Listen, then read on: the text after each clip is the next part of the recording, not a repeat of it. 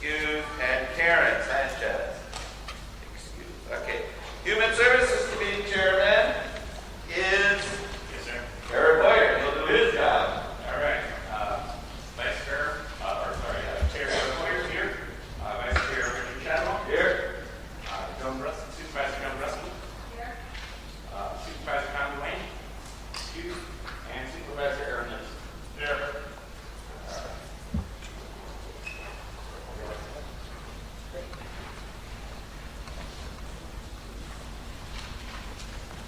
Okay. Need a motion to approve or modify the agenda. Motion by Eric Hoyer, second by Joan Brusky to approve the agenda. All those in favor say aye. Aye.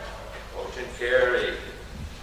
First of all, I'm going to make a few comments by way of introductions, nothing more. We have quite the list. First of all, I'd like to welcome our distinguished presenters. We have Robert Brand, Mr. Mark Werner, Dr. Robert McCunney, and Dr. Herb Coussons. If you look at the back of your agenda, you'll see biographical information on each. And I am very proud that we have 4 such distinguished presenters. I think tonight, and I taught history for 35 years at Bayport, it's going to be an historical night. Just got that feeling. Secondly, County Board Supervisors. There are a number of County Board Supervisors here. If they would please stand. There's so many. Yeah, gotta get a little. Thank you and welcome. In fact, here comes our chairman of the County Board, Patrick Moynihan. He's arrived. Yeah. Usually he's the first one here. And then Board of Health members. Board of Health members, we have Dr. Tibbetts, Mr. Crawford, and myself. Thank you for coming. We also have some distinguished guests. We have, a lot of them. We have Eric Britzel, our Health and Human Services Director. We have Anna Destry, our Health Director.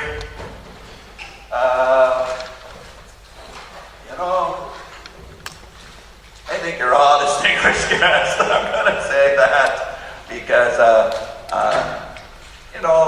we're all part of this government, part of this process. I'm proud to be an American and part of a democratic system. I think, we're all part of the discussion, all part of the decision making. So there's so many people I've seen before, but thank you all for coming.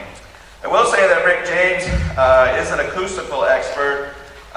He's with us. He has conducted extensive acoustical testing of both infrasound and audible noise within the Shirley Wind utility and surrounding area, both before and after the Brown County Board of Health Human Health Hazard Declaration on the Shirley Wind turbines. He also gave a recorded presentation to the Board of Health the evening of that declaration. Mr. James is willing to meet and take questions from Brown County supervisors and other interested parties after the meeting. So he will not be part of the meeting. He's not on the agenda, but he will be here for after the meeting. Okay, other than that, Mr. Robert Rand will give his presentation, Emissions from Wind Turbines. Come on up.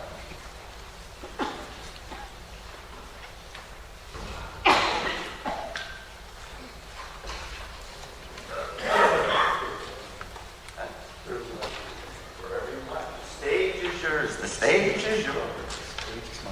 The stage is yours. Thank you so much, boards, for the opportunity to talk with you and talk a little bit about the testing we did back in 2012. I've got a few notes that I have with me. I'm not doing a PowerPoint. I just want to talk with you directly and give you an idea of who I am, what my experience has been, and what we found at Shirley and other sites where we've done infrasound and noise testing of large industrial wind turbines.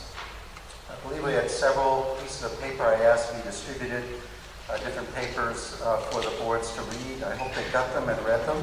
They have. Okay, great.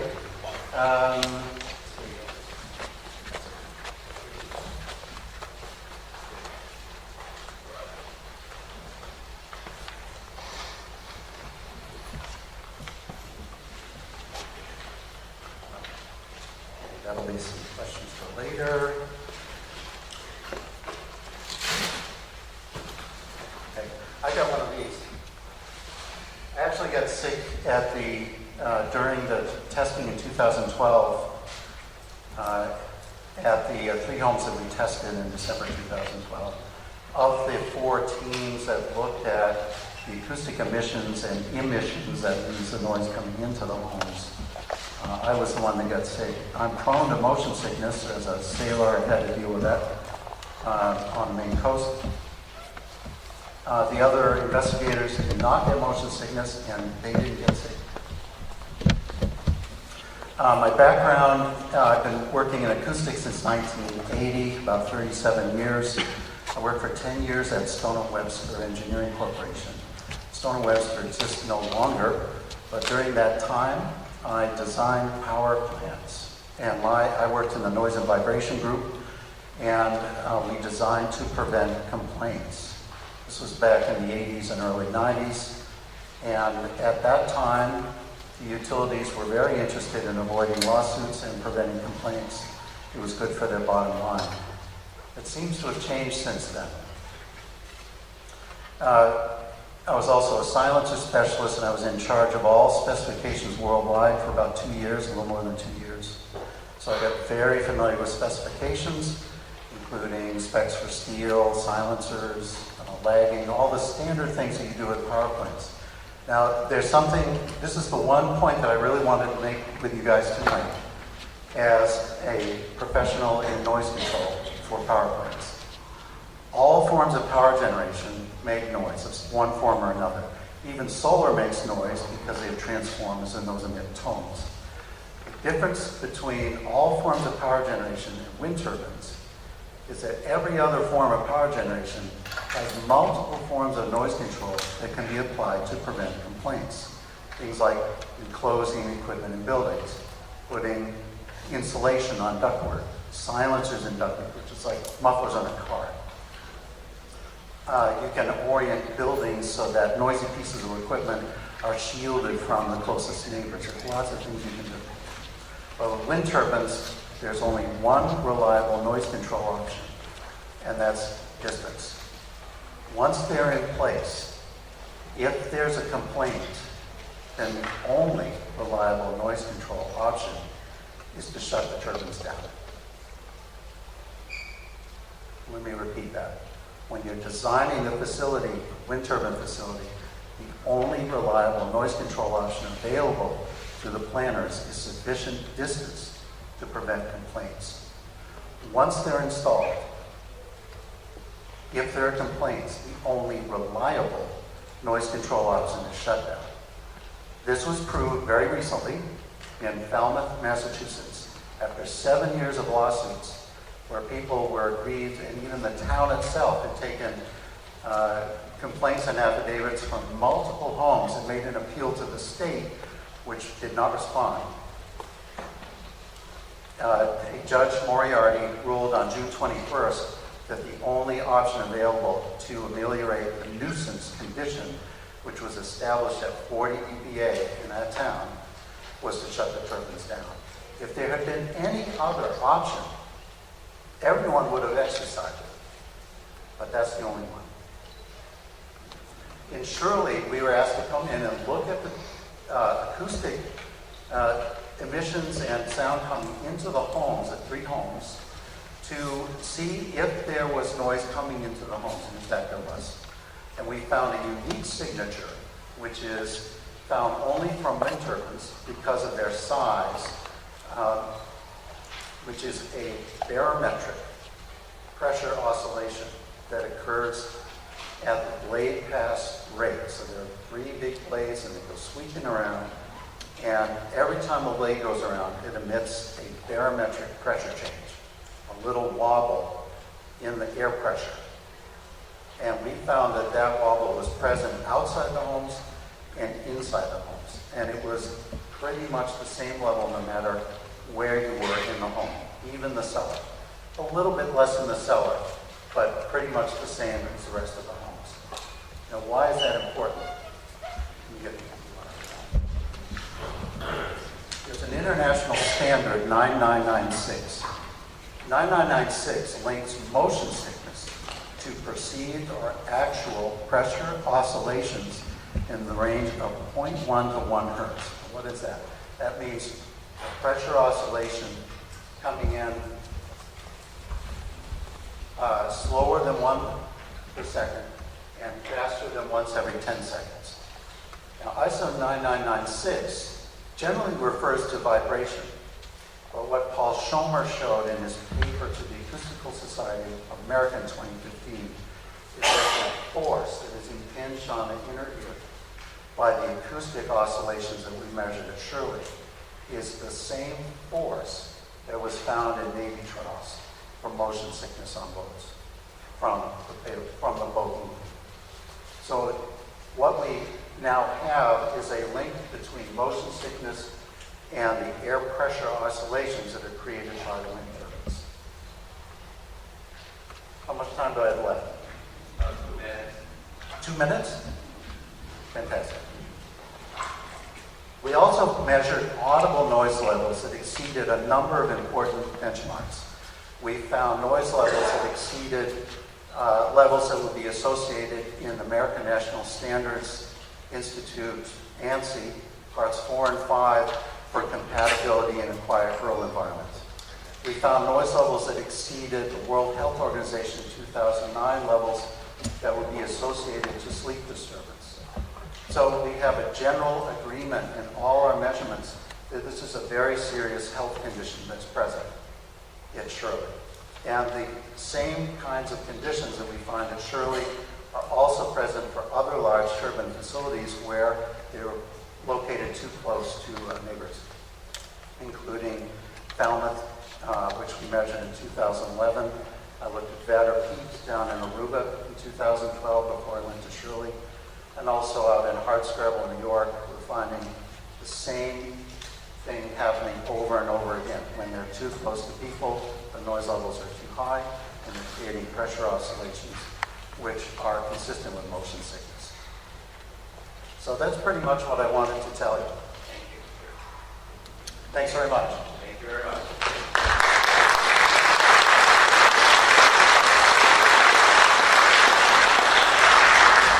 And now we'll have Mr.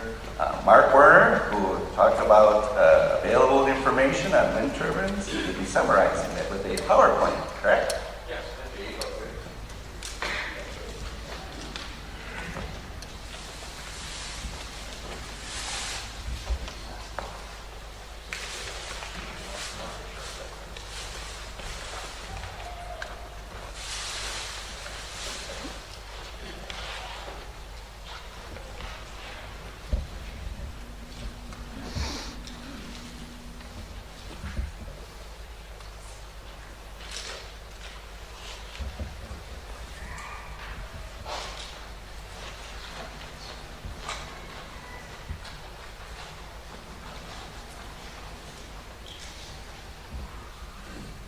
Good evening, and thank you for coming. So as wind energy becomes an increasingly important part of our state and national power grids, there are a number of questions that have been raised by community members here and elsewhere about where places where wind turbines have been installed relating to noise and health.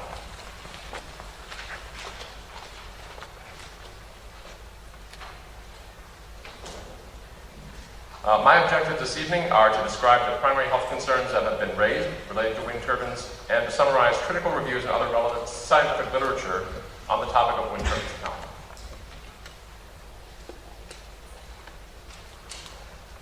Health concerns that have been raised related to wind turbines generally are aligned into three topic areas: ice shedding, shadow flicker, and noise. Ice shedding refers to ice that can collect on turbine blades and be thrown into the air and the neighborhood under melting conditions. In most cases, required setback distances from residences effectively address this issue. Some theoretical concerns have been raised about the health implications of a phenomenon called shadow flicker, in which shadows from rapidly rotating wind turbine blades cause a flicker at nearby properties. This is similar to events that may produce seizures in individuals with a condition called photoepilepsy. However, it has now been established that maximum rates at which wind turbines may rotate are considerably below those at which seizures could be triggered in sensitive individuals.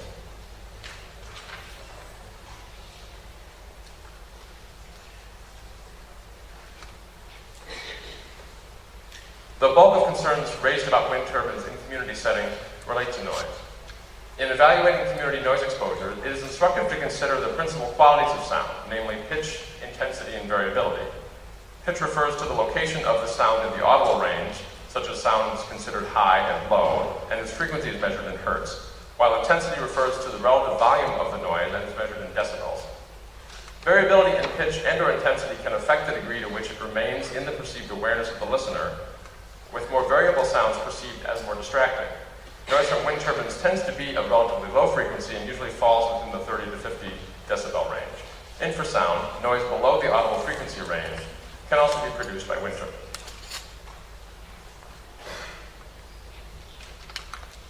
Because of questions about the health significance of wind turbines, a number of governmental reports have emerged that offer assessments of wind turbines and health. In its review from 2013, the Oregon Health Division observed that some studies have linked wind turbine noise to endpoints such as increased annoyance, stress and irritation, sleep disturbances, and measures relating to reduced quality of life.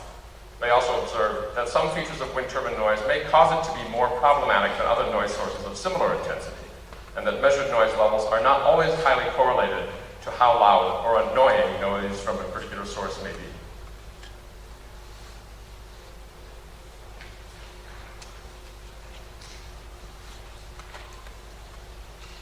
The most comprehensive study on the issue of health impacts of wind turbines was recently undertaken by Health Canada. The study objectives were to investigate the prevalence of health effects or health indicators among a sample of Canadians exposed to wind turbine noise, to derive exposure-response relationships between wind turbine levels and self-reported and objectively measured health outcomes, and to investigate the contribution of low-frequency noise and infrasound from wind turbines as a potential contributing factor towards adverse community reactions. Study findings were published in the peer-reviewed literature in 2016. These findings indicate that while some measures of annoyance, as assessed by questionnaire, were related to wind turbine noise, neither self-reported nor objective measures of stress and sleep were significantly associated with wind turbine noise.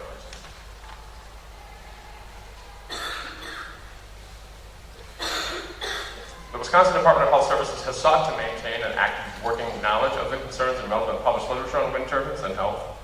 Based on currently available information, DHS finds that levels of noise, shadow flicker, and infrasound measures from wind turbines do not reach levels that have been shown to cause health effects.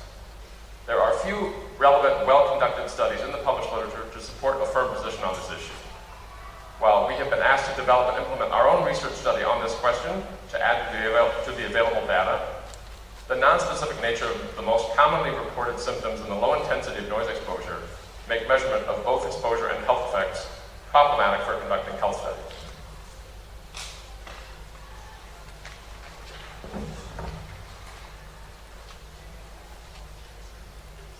In summary, annoyance and health complaints in neighborhoods near wind turbines are not uncommon and generally related to wind turbine noise.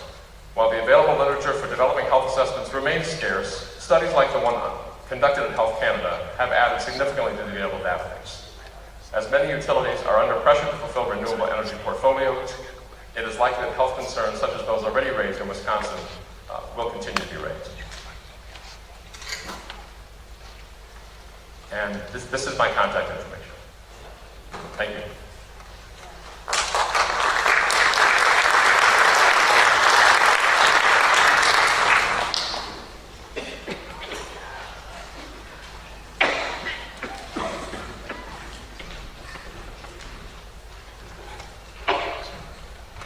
And now we'll have Dr. Robert McCunney, and he will be also presenting a PowerPoint presentation. You want to use the microphone up there or the attached?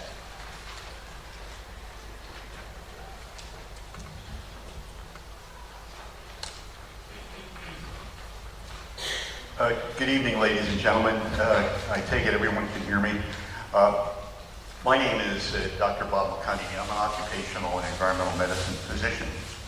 And I was asked today to speak a little bit about my experience with the health implications in living near wind turbines. I've been board certified in occupational environmental medicine for about 36 years, editor of a major textbook in the field, past president of the American College of Occupational Medicine, and a visiting science at the Harvard School of Public Health, as well as a member of the Residency Advisory Committee. But with respect to noise and health, I first got interested in noise and health as an occupational physician trying to protect people at work in noisy industries from getting noise-induced hearing loss and other potential problems with high noise levels. People can lose their attention and ultimately have accidents. So I first became acquainted with noise as a potential hazard about 35, 40 years ago. And I've authored a few book chapters on noise and health. And every year in April, I usually lecture at the Harvard School of Public Health on the implications of noise and health. I'm not trying to impress my mother here, but I just wanted to give you some background of how I got involved in this field. And most notably, recently I was the lead author of a paper that I'll describe momentarily of wind turbines and health, a critical review of the scientific literature, and also the lead author of Wind Turbines and Health, a critical review of a proposed case definition. I first got called by the American Wind Energy in 2009, and they asked me whether I'd be willing to be part of the panel they were putting together to look at the literature. And from that point onward, I paid attention, continue to pay attention to research regarding the health implications of living near wind turbines. Now, my major specialty as a medical doctor is to evaluate the health implications of hazards on human health. You've all heard about asbestos, you've heard about lead, you've heard about all kinds of agents that can cause asthma. My clinical practice for almost 40 years now is focusing on the implication of hazards on human health. And clearly noise from a wind turbine is something that I wanted to pay attention to regarding that type of potential hazard on human health. So this is what I've devoted my career to, understanding how hazards can affect human beings. And today what I'd like to do is address potential health implications of living near wind turbines. Now I'm going to do that in two different ways. One, I want to go over the Health Canada study that the previous speaker summarized, because I think it's the largest study I know it's the largest study that's been done to date. It's also something very germane to the people here. It's not very far where the study was conducted in Ontario, Canada. And it was the first study that really looked at a lot of objective measures of human health, and I'll get into those momentarily. And I'd also like to discuss the Health Canada study, the largest, most comprehensive, and most recent study, in contrast with work that I did through an MIT grant about 3 years ago. Now, with respect to Health Canada, it's the Canadian government that actually conducted this study. It's called the Community Noise and Health Study, to understand the impacts of wind turbine noise on human health. And this is what's called a cross-sectional study, where you evaluate people at one point in time. For example, if we did blood pressure measurements of everybody in this room, that would be a cross-sectional study at one particular point in time. There are other studies that go into the future, and there are other studies that go into the past. This is a study at one particular point in time. There are about 1,238 randomly selected people. And the key word here, random, is very important, because in research studies, if people participate because they think they have a problem or a particular point of view, the results can be skewed. So in this particular case, people were randomly selected from a group of well over 2,000 people. They're equally distributed between men and women, and as you can see, the age ranged from 18 to 79, and people living anywhere from a quarter of a mile to over 11 kilometers. 11 kilometers would be about, I'd say, 7 miles from the turbines. Now, prior to the study, this wasn't something the investigators put together over a weekend. They submitted their proposed methodology to extensive peer review. What peer review is, if somebody submits a paper for publication in a medical journal, there may be anywhere from 2 to 5 reviewers who review the paper to determine whether it's appropriate for publication, whether revisions need to be made, or whether it should be rejected. The Health Canada Science Advisory Committee, which is made up of about 27 people, reviewed it. It was also reviewed by the World Health Organization's Noise Committee, and also Health Canada's Research Ethics Board. In addition, they invited public comment, and they received upwards of 950 submissions where people criticized various aspects of the study. This is virtually unheard of, frankly, where governments are that open to constructive criticism to try to do the best they could. Now, one thing I need to emphasize is whenever you study people, whether it's at work or in the environment, it's called an observational science, which means you observe what takes place. Unlike experimental science, where there might be lab rats that are administered some hazard and you can control everything, in an observational study, it may not be perfect. You try to make the best of what you have. But nonetheless, this represents the largest group of people studied that address potential health implications of living near wind turbines.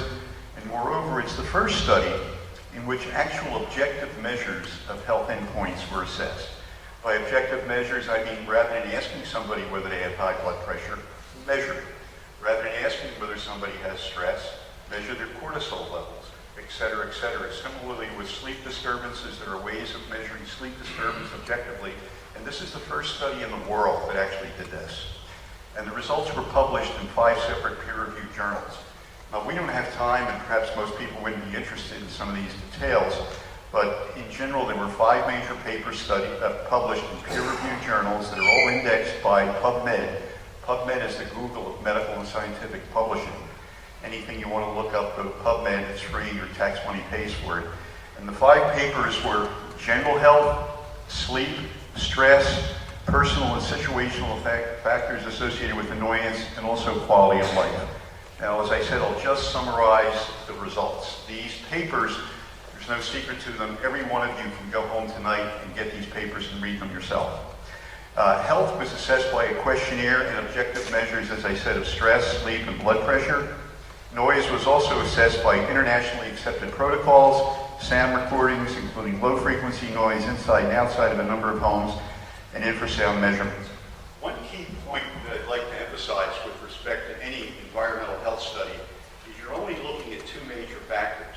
Whatever the exposure is, and in this case it's noise and various components thereof, and some measure of health outcome.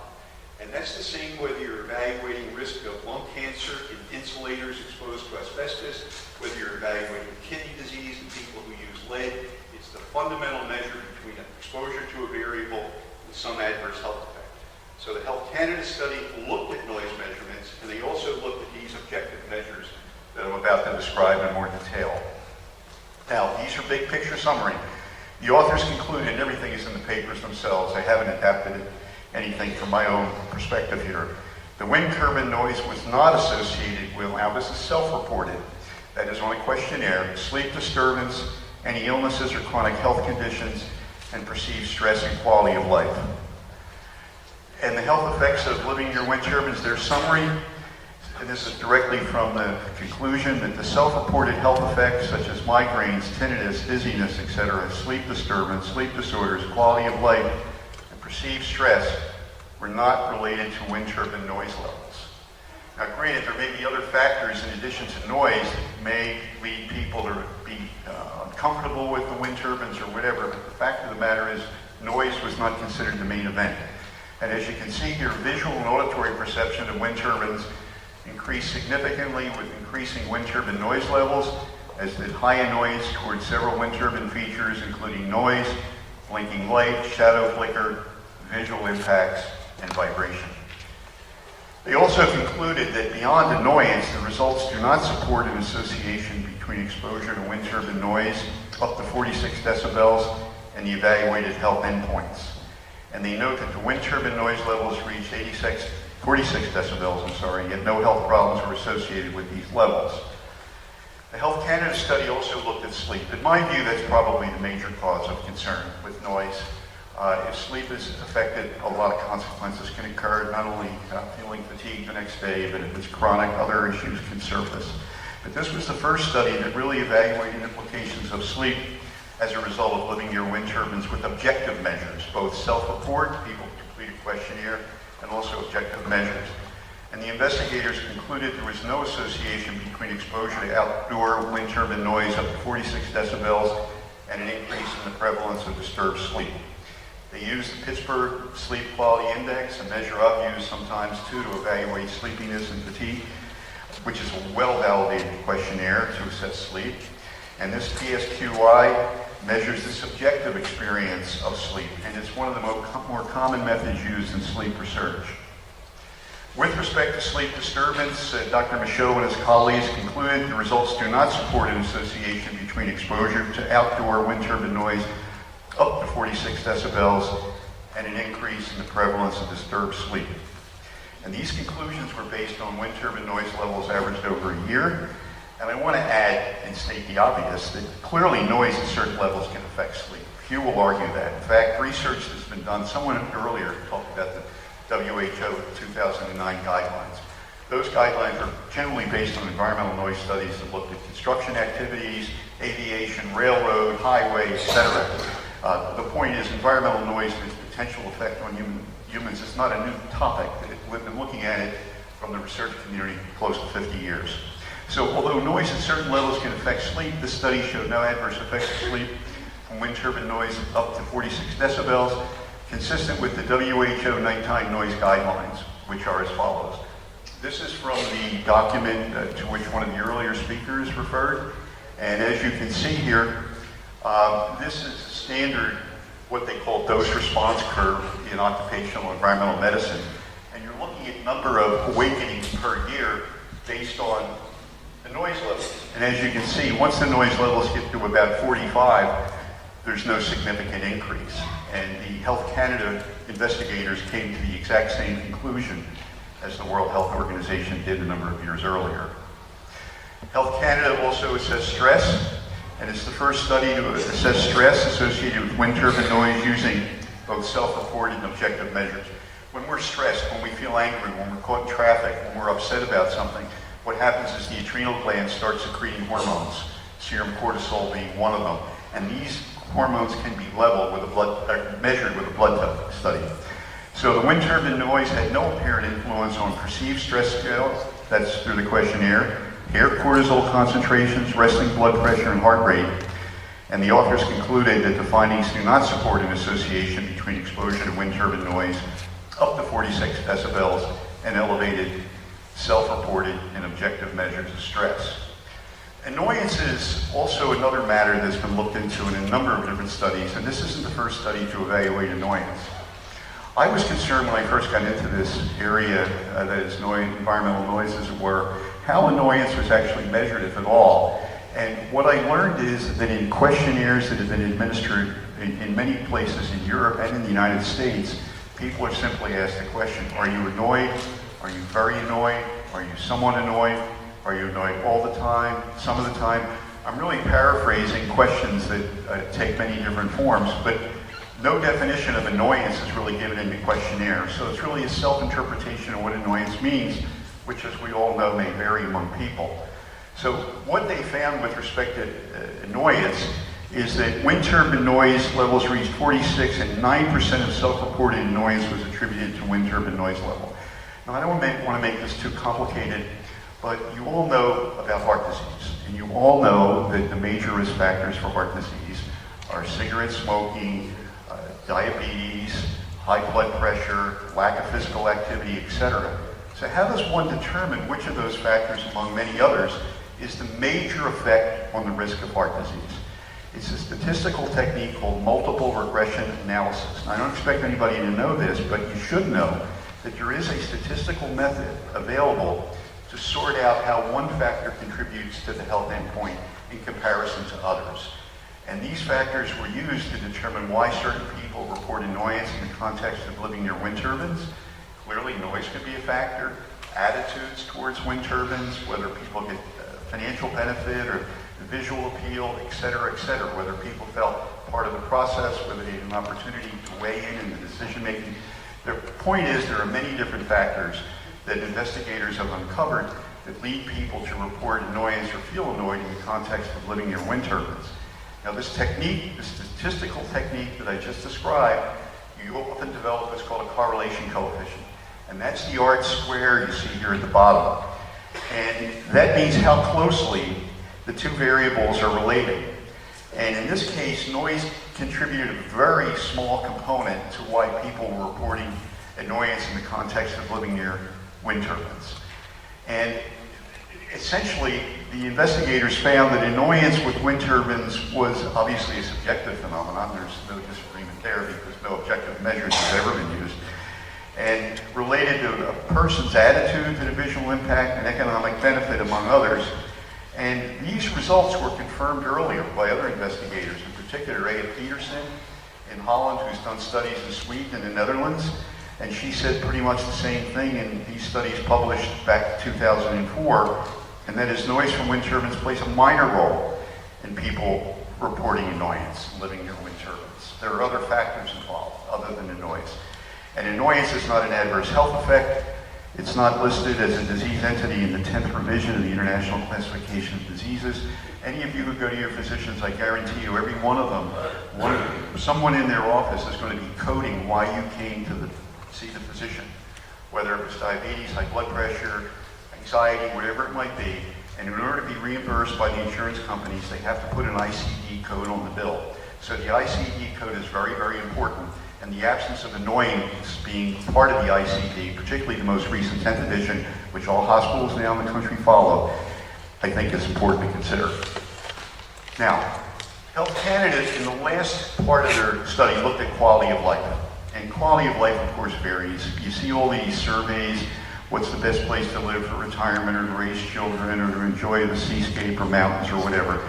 So quality of life is kind of a difficult concept to really pin down, but the World Health Organization actually has methodology that has been used worldwide to assess quality of life. And they stated, and certainly the investigators wanted to evaluate whether quality of life was affected among people who were living near wind turbines. And they said living within the vicinity of wind turbines may have adverse effects on health measures associated with quality of life. The Canadian investigators stated that right up front, and they wanted to investigate whether it actually was the case. So these questionnaires provided by the World Health Organization in relation to wind turbine levels were undertaken, but they were not related to scores on any of the quality of life, that is, wind turbine noise levels. Now, some wind turbine variables were associated with scores on the quality of life assessment by the World Health Organization, but not to wind turbine noise levels, not to the noise levels. So the results do not support an association between exposure to wind turbine noise up to 46 and quality of life assessed by the World Health Organization questionnaire. Now, visual annoyance was described as a major feature that affected people's perception of quality of life, much more so than the noise from the turbine. And asking people about quality of life depends on a lot of factors. Let's face it, you don't have to be a scientist to know this. Pre-existing happiness, socioeconomic status, marital or relationship status, et cetera, et cetera. Well, these are the Health Canada conclusions, and as the previous speaker mentioned, they were just published last year, so this is the most recent news out there. The largest study. The wind turbine noise was not associated with self-reported sleep disturbance, illnesses and chronic health conditions, or perceived stress and quality of life. Well, how does this study compare with the work that I and some other colleagues had published a couple years earlier? In full disclosure here, in my role as research scientist at MIT, having a joint appointment between MIT and Harvard, I received a grant from the Canadian Wind Energy Association to convene a critical review of the literature. And at that point, I invited a number of other colleagues to represent particular areas of expertise that I felt were appropriate in order to do a vigorous assessment of the scientific literature. You can see there's a noise engineer. We had an epidemiologist. An epidemiologist is usually a PhD, but it can be an MD, where you look at risk factors for disease in groups of people. An otolaryngologist is the ear, nose, and throat doctor. We had a psychologist. And we also had a public health physician. They're all part of this study. We were given 3 questions to answer. And in full disclosure, anytime there's an industry-funded study, people will raise the question, well, you're biased. The Canadian Wind Energy Association gave you that money, Dr. McConey. Of course, they're going to expect you to say certain things. Well, if any of you would spend a half a day in MIT's contract office and MIT's Committee of Ethics, you'll know that they're the 3 questions posed to me. And the next time the Canadian Wind Energy saw the paper was when it was ready for publication. Because I could be severely reprimanded and criticized at MIT if we were allowed the vendor or the sponsor to be knee-deep in either doing the work or interpreting the work or writing the work. And we would not tolerate that, frankly. So what we were asked, is there sufficient scientific evidence to conclude that wind turbines adversely affect health? Is there sufficient scientific evidence to conclude that psychological stress, annoyance, and sleep disturbance occur as a result of living near wind turbines? Do these effects lead to adverse health effects? Number 3, is there evidence to suggest that infrasound and low-frequency sound from wind turbines have unique potential health effects not associated with other sources of environmental noise? These were the questions posed. Now, how do you go about answering those questions? Earlier I mentioned PubMed, which is the National Library of Medicine's database for maintaining peer-reviewed articles in the medical and health sciences. PubMed references about 23 million articles that have been published in the world's peer-reviewed literature. I'm not talking about articles that people put on the internet. I'm talking about scientific publications. 23 million, with about 5,500 references, journals that go through a vigorous process, which eliminates a lot of fly-by-night journals that are proliferating these days. So we looked at PubMed, and the studies were characterized as follows. Among our 6 authors, every one of them did a search addressing sound, its components, and field measurements conducted in the facility of wind turbines, epidemiology studies of people living near wind turbines, the effects of sound components, infrasound and low-frequency sound on health, psychological factors associated with responses to wind turbines, and governmental and non-governmental regulations. This whole project took well over a year and a half. It was an intensive amount of work, and we had to address what is the environmental exposure of concern with wind turbines, and the main potential hazardous exposure is noise, clearly. Few will argue that noise or components thereof, whether it's low-frequency sound or infrasound. However, concerns have also been raised, as I mentioned here, about components of sound. Questions are also raised about how to measure sound, how to measure infrasound, which scale to use, G scale, C scale, et cetera, et cetera. We tried to look at all those factors and make a comprehensive review. So, after doing the review, we decided to categorize the subject matter into these 4 areas. 1, noise assessments. 2, epidemiological studies. 3, central nervous system symptoms, such as motion sickness, and individual risk factors that may lead some people to report symptoms or effects more frequently than others. And the focus was the effect of an exposure, that is noise, on human health. Well, with epidemiology studies, I want to emphasize, and I'm almost finished for those who are kind enough not to fall asleep, there's a rich literature in environmental noise and human health dating back to the 1970s. This is not new news. We're not making up some new radioactive polonium particle. This is environmental noise that's been well studied. The WHO paper, to which the earlier speaker referred, was based on about 36 scientists reviewing a couple of hundred papers over a few-week period. Very, very rigorous. This was before some of the literature was published on wind turbines and health.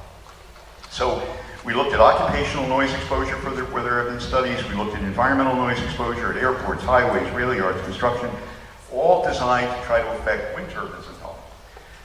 One point that I think is worthy of commentary, although it may seem an aside at this point, in my experience, many of the symptoms and health concerns that have been raised in the context of living near wind turbines are what we call nonspecific. A headache, for example, is nonspecific. That could be due to stress, hangover, brain tumor, to be flippant about it. Many symptoms, lightheadedness, could be due to insufficient fluid, dehydration, diabetes, low blood pressure, pulmonary arterial hypertension. There's all sorts of explanations for why certain symptoms occur.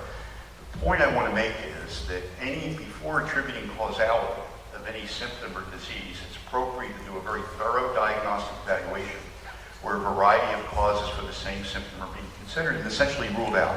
Doctors know this intuitively when someone comes in with chest pain. Is that due to the heart, the lungs, the stomach, et cetera, et cetera? Now, let me just summarize the results of the MIT study and I'll wrap up. The key conclusions were the measurements of low-frequency sound, infrasound, tonal sound emission, and amplitude-modulated sound show that infrasound is indeed emitted by wind turbines. There's no question that infrasound is emitted by wind turbines. The levels of infrasound, however, at customary distances to homes are typically well below audibility thresholds. For those of you who aren't familiar with infrasound, although I doubt it at this stage, infrasound means below. It's a Latin word, below. Infrasound, below sound. It means sound that can be measured but not heard. So that's what infrasound is. Infrasound's in your heart. You know, that's why a doctor has to use a stethoscope to listen to your heart, because the lub-dub, lub-dub, lub-dub, lub-dub is 1 to 2 hertz, which of course is infrasound.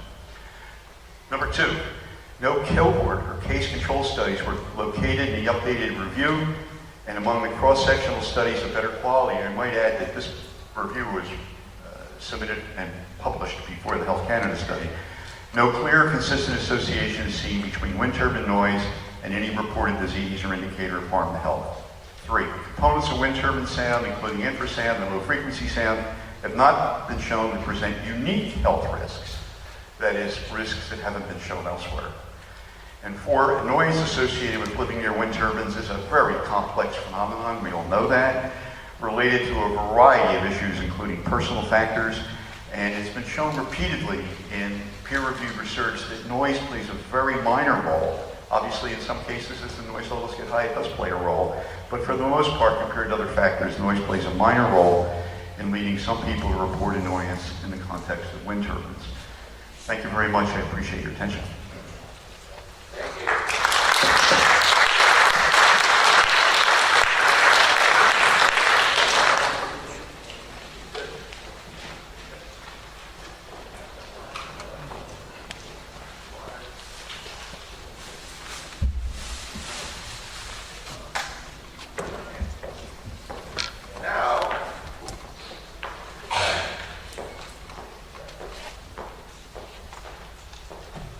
And now we have Dr. Herb Coussons, who will talk about his experience in Falmouth County.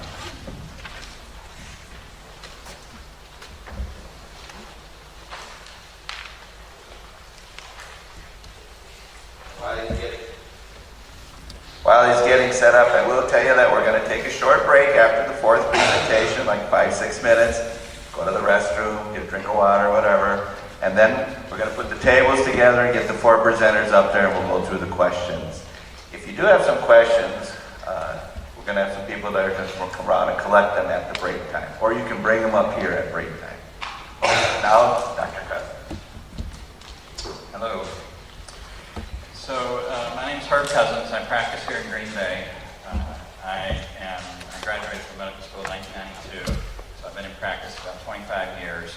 I've been in the Green Bay area a little over 15 years. I am an OBGYN and I practice primary care. Some of you in the audience may know me, some may be patients. You know that I take my work seriously. I spend enough time with patients to educate them, to understand their disease, and for me to listen to them and understand their complaints. So I had some patients that lived in the Shirley Wind area, and I've seen now 6. Several years ago, I also saw a patient from the Fond du Lac area, which is a little further south. And, oh, I'm sorry, can you hear me a little better? Okay.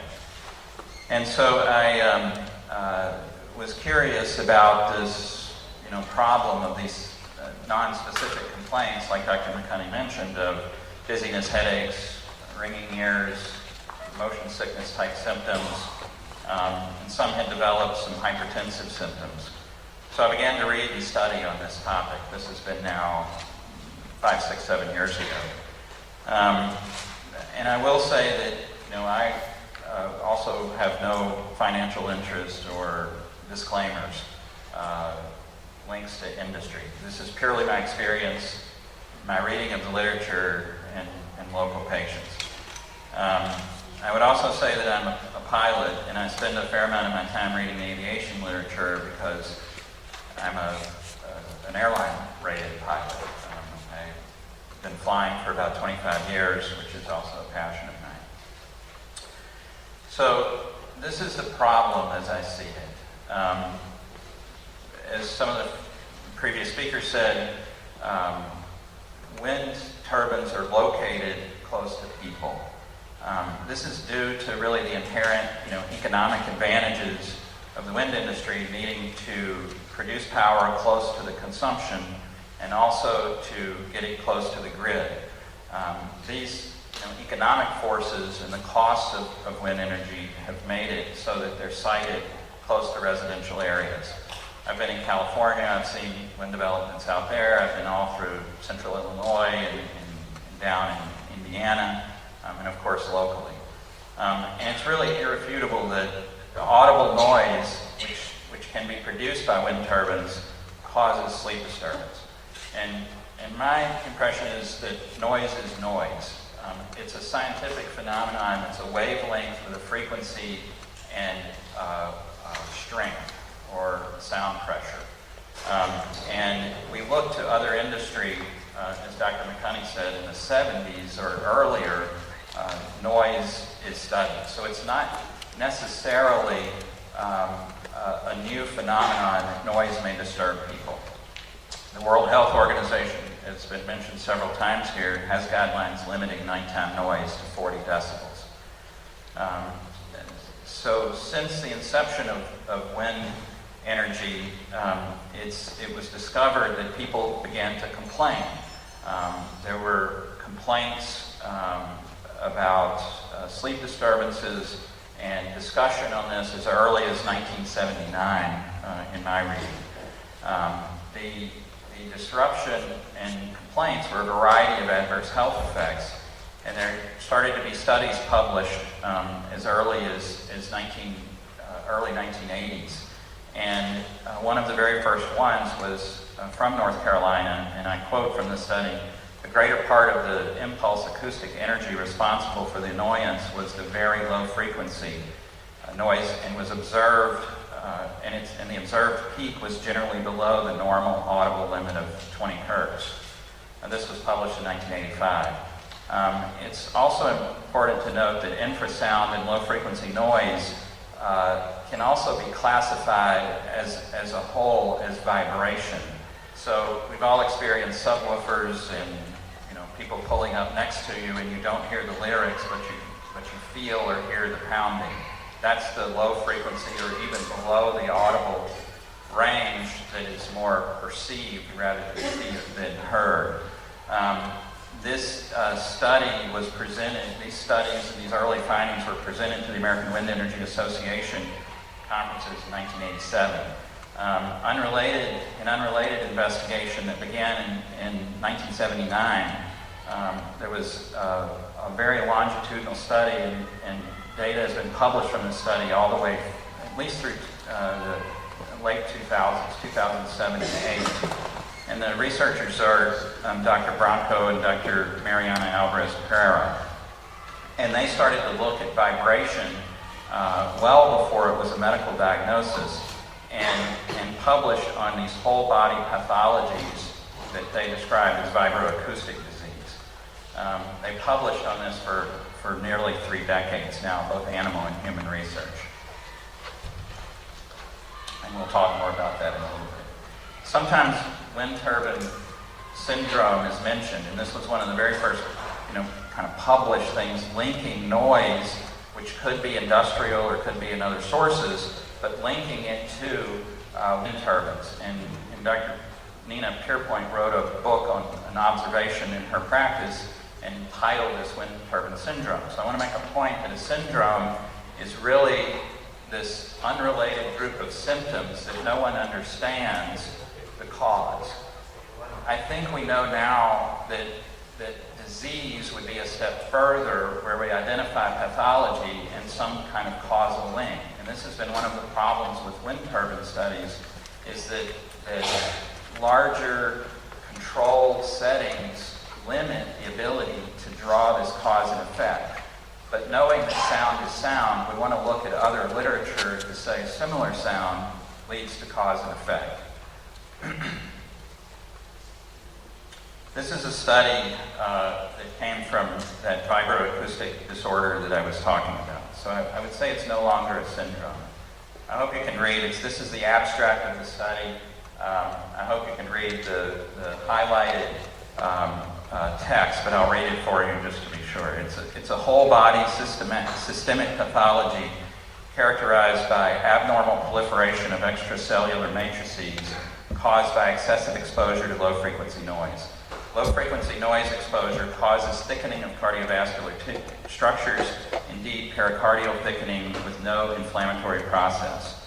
So what we're describing here is like actual tissue changes in the body that were diagnosed on autopsies from people who suffered from excessive vibration.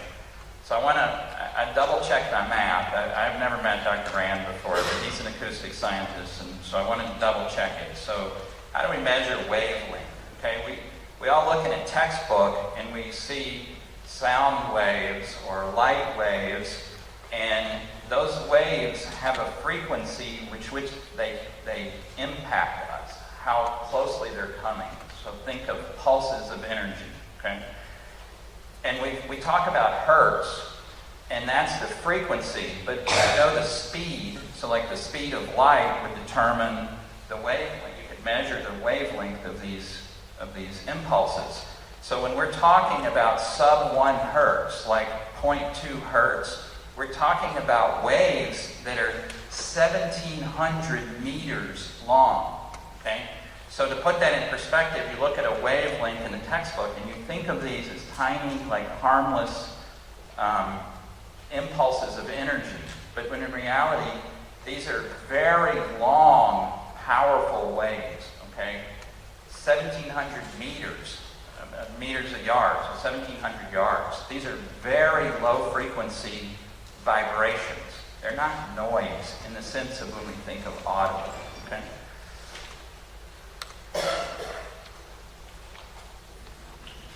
This is another study that was an extension of this in 2007. And I'll read, it came from the aeronautical literature, which is where I discovered it, that there were actual impacts on cardiac structures, trachea, lungs, kidneys, in these patients who had vibroacoustic disorder and ILFN exposed animals. And the agent of disease that was listed as infrasound, listed as 0 to 20 hertz, low frequency noise being 20 to 500, ILFN 0 to 500, and these are all classified in one group called vibroacoustic disease, okay, using the whole wavelength range. So Dr. McConney also mentioned ICD-10. So ICD-10 started in October of 2016, so it's been exactly a year. And ICD-9 was the previous classification of disease. There are somewhere around 10,000 diagnosis codes. ICD-10 was an expansion of that to about 50,000 diagnosis codes. And these are new diagnosis codes.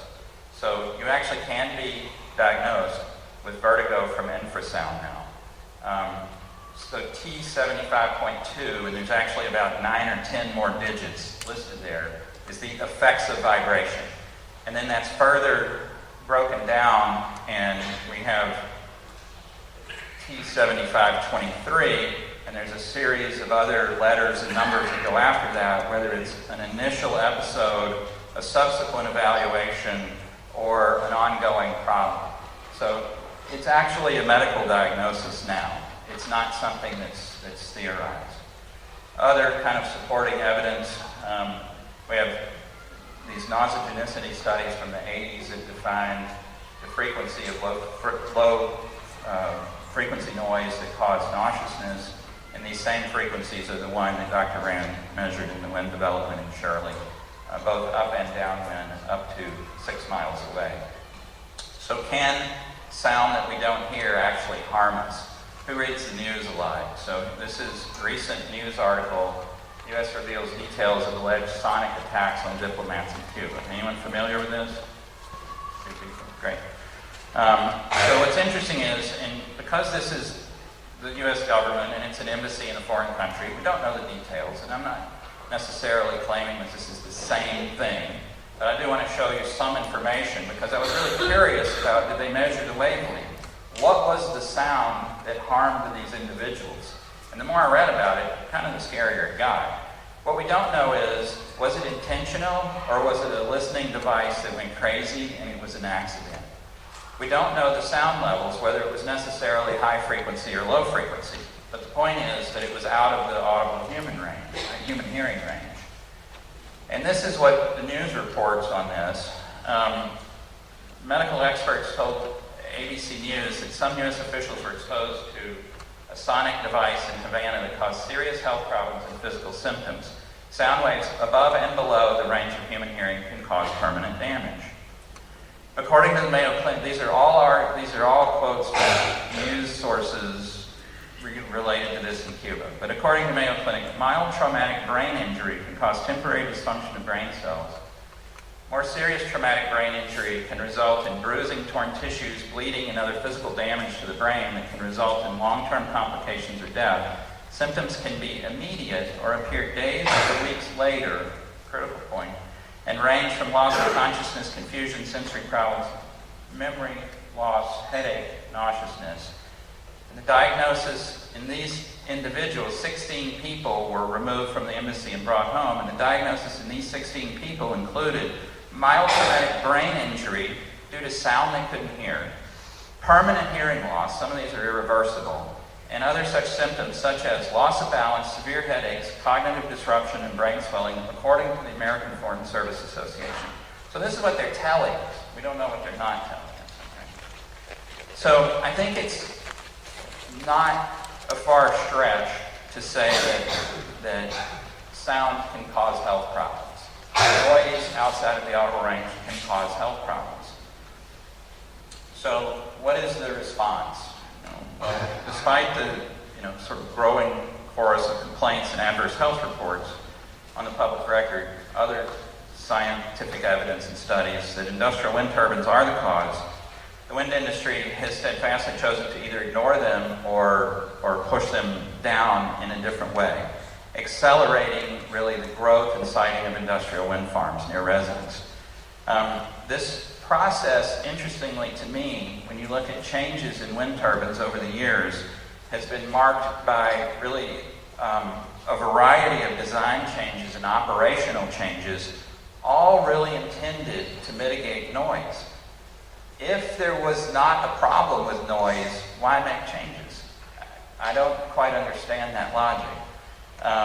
And in fact, I really believe that the changes are sort of an admission that noise is a problem from large wind turbines. These are supposed to make improvements. But if they're safe and noise really isn't a consequence, why make the changes? As further evidence mounted to support the studies that we've mentioned, the wind industry sought to confound the issue with panels of experts to produce literature reviews that don't really prove that industrial wind turbines are safe.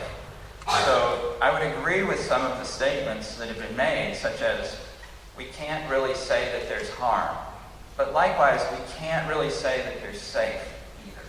We don't know that. I don't know of any literature that points to the safety of wind turbines, and that's a key factor. I think that there's also enough information now, in fact I know there is, I'll tell you a little story about it in a minute, but I think there's enough information that it would be very hard to design studies to put people in harm's way of wind turbines. A similar example of this would be the tobacco industry. There really is no definitive study. There is a lot of data, but there's no definitive study that says that smoking cigarettes causes cancer. And the reason why is, once the information was out there that there's a link, no one is going to put humans in harm's way to test them to see, does it cause cancer? Are we going to give the agent to someone when there's enough information out there to say that there's potential harm? And I'm an obstetrician, and another example of this is prenatal care. So patients bring me information and say, is this medication I'm taking safe?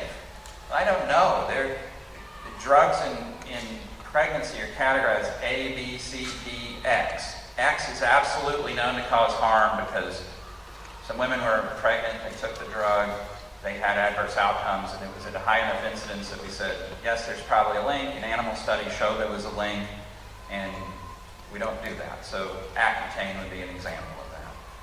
There are other drugs that are B, C, and D, but there are very few, if none, anymore, category A drugs. And the reason why is, who's going to design the study that says we're going to give this new, drug to a group of pregnant women, and we're going to give placebo to this group, and we're going to see who has the messed up children.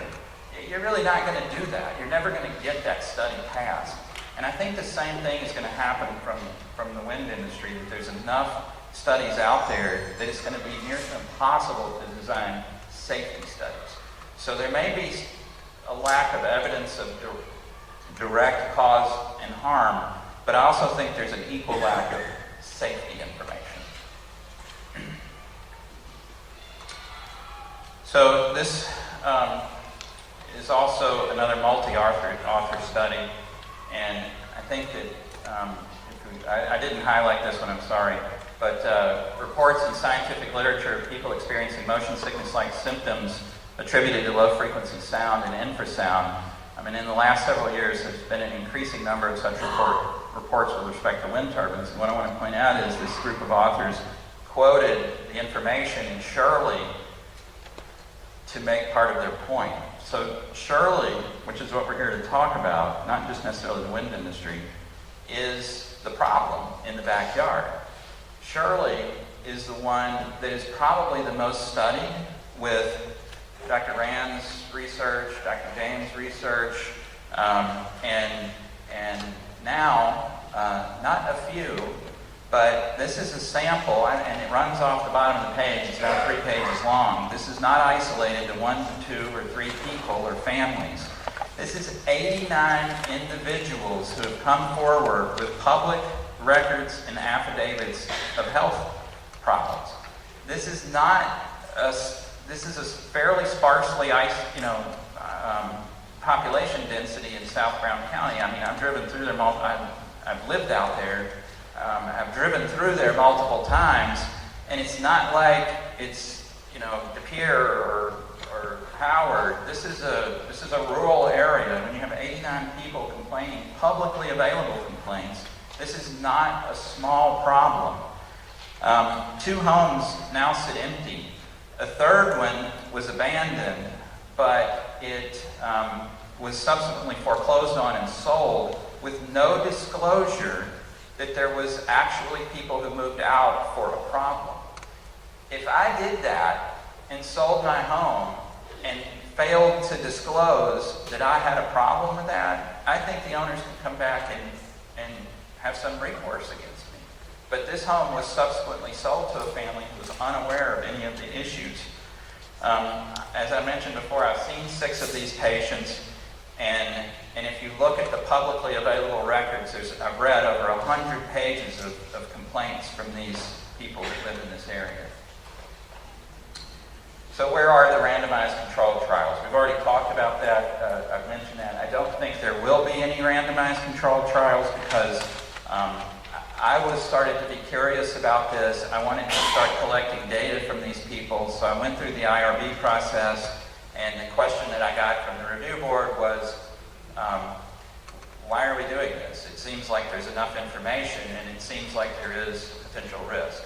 So I actually had to produce some literature to say, well, this is why, because there's controversy and people will argue against it. And they said, okay, there's probably some validity in doing surveys on these people and collecting data on them and categorizing them. So I want to point out this safety and efficacy. I spend another part of my time teaching surgery and doing consulting for hospitals around the United States. As part of that, I became an expert in minimally invasive surgery, particularly in GYN, but I also spend time with general surgeons and urologists. As part of that, there's one vendor in the market right now, Intuitive Surgical, robotic surgery. You guys probably hear all the advertisements from Aurora and Bellin and everybody else about robotic surgery. Well, there's 2 more vendors coming. When those vendors come to the FDA with a new device, they can't say, we get the job done better. They can't say that. The study has to be designed to show equivalency in outcomes, and most importantly, the endpoint is safety. So they have to show that they're as safe as or safer than. If, by the way, they get enough data to say that we also are superior in our outcomes, they can make that claim, but they can't make the claim initially nor design their studies for FDA approval until they prove safety. And that's why I made the point.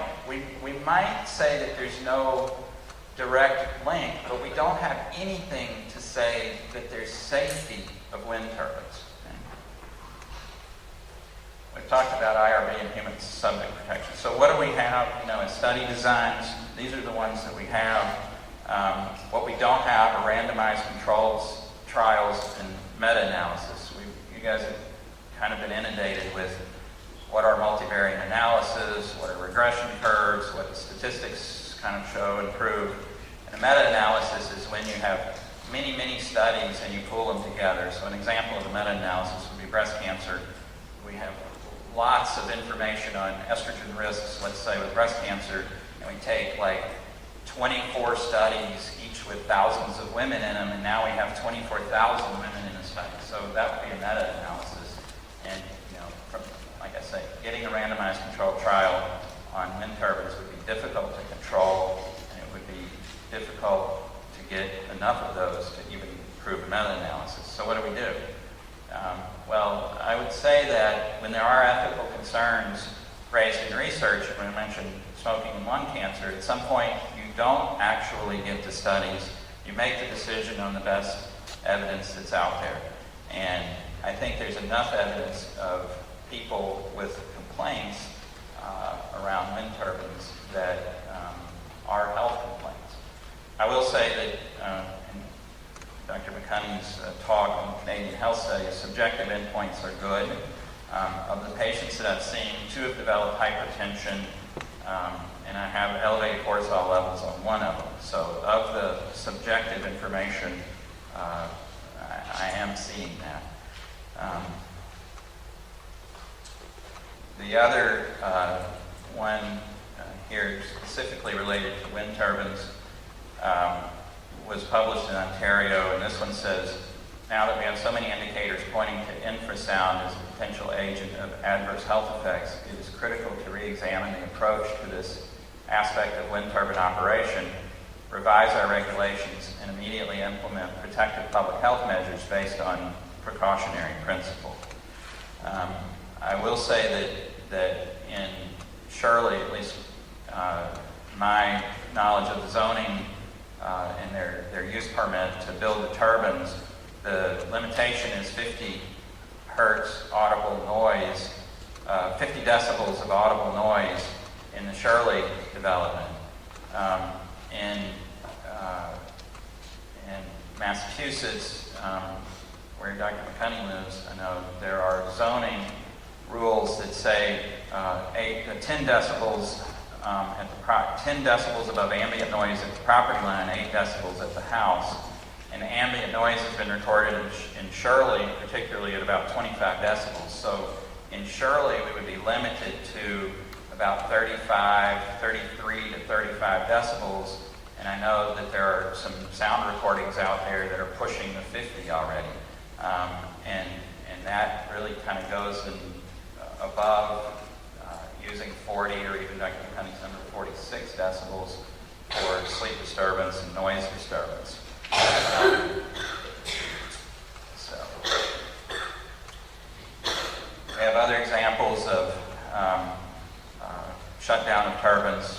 Falmouth was mentioned. There's examples in Portugal, and recently there was a large settlement, a monetary settlement with people who complained of health effects in Cork, Ireland. I'm sure some of this will come up in the Q&A based on what I've seen in the questions. So in summary, I think we have 3 decades of reports of adverse symptoms in people living in or near wind turbine developments. Research has shown that low-frequency noise leads to sleep disturbance, headaches, nauseousness, and now likely other long-term illnesses such as tissue proliferation and this vibroacoustic disease. Sleep disturbance alone leads to adverse health effects. I'm actually 30 years old, by the way. I'm just an obstetrician and I don't ever sleep, so I'm just kidding. It's getting kind of stale in here. We got to make it up. The range of low-frequency noise known to cause illness has been measured in Shirley. Vibroacoustic disease is now recognized as a disease in ICD-10 and has led to autopsy-proven diseases of the cardiovascular, neurologic, and even carcinogenic consequences. And there are now over 90 worldwide professionals in research and medicine that have signed on to some documents that say they believe that there are actually adverse health effects related to the wind industry. And Shirley is one of the most studied and documented industrial wind turbine developments and has measured ILFN in affected families in Brown County.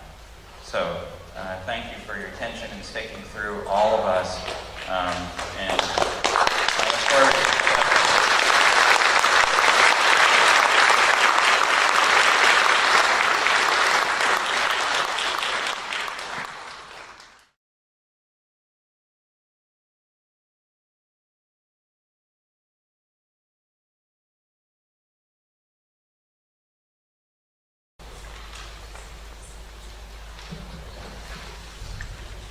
Good evening. First of all, let's give a round of applause to all four of these distinguished gentlemen who came and gave their presentations tonight.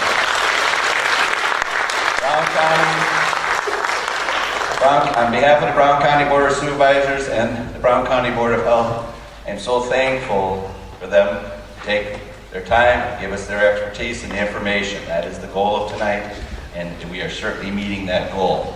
At this time, then, I'm going to explain the format. I've received questions from Brown County supervisors, from the Board of Health, from interested parties.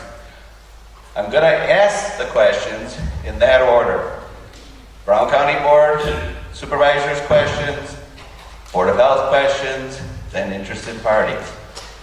I'm going to ask the question, directed to the recipient of the question. They will give their answer. Whatever it may be, they are allowed to pass on a question if they want.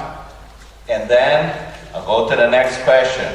Tonight is not a debate or a forum for outside debate. We have had those and we will have those. Tonight's goal is information from these four presenters, and that's the goal I'm going to maintain as the moderator. Okay? Can't control your applause. Please keep it small and limited. And let's show everybody in the world that we're not going to give any negative responses. Okay? I know what we may feel in our heart, but let's be ladies and gentlemen. You know, I'm not talking to my high school class, I'm talking to adults. I think we can do this. All right? So let's do that. All right, the first question.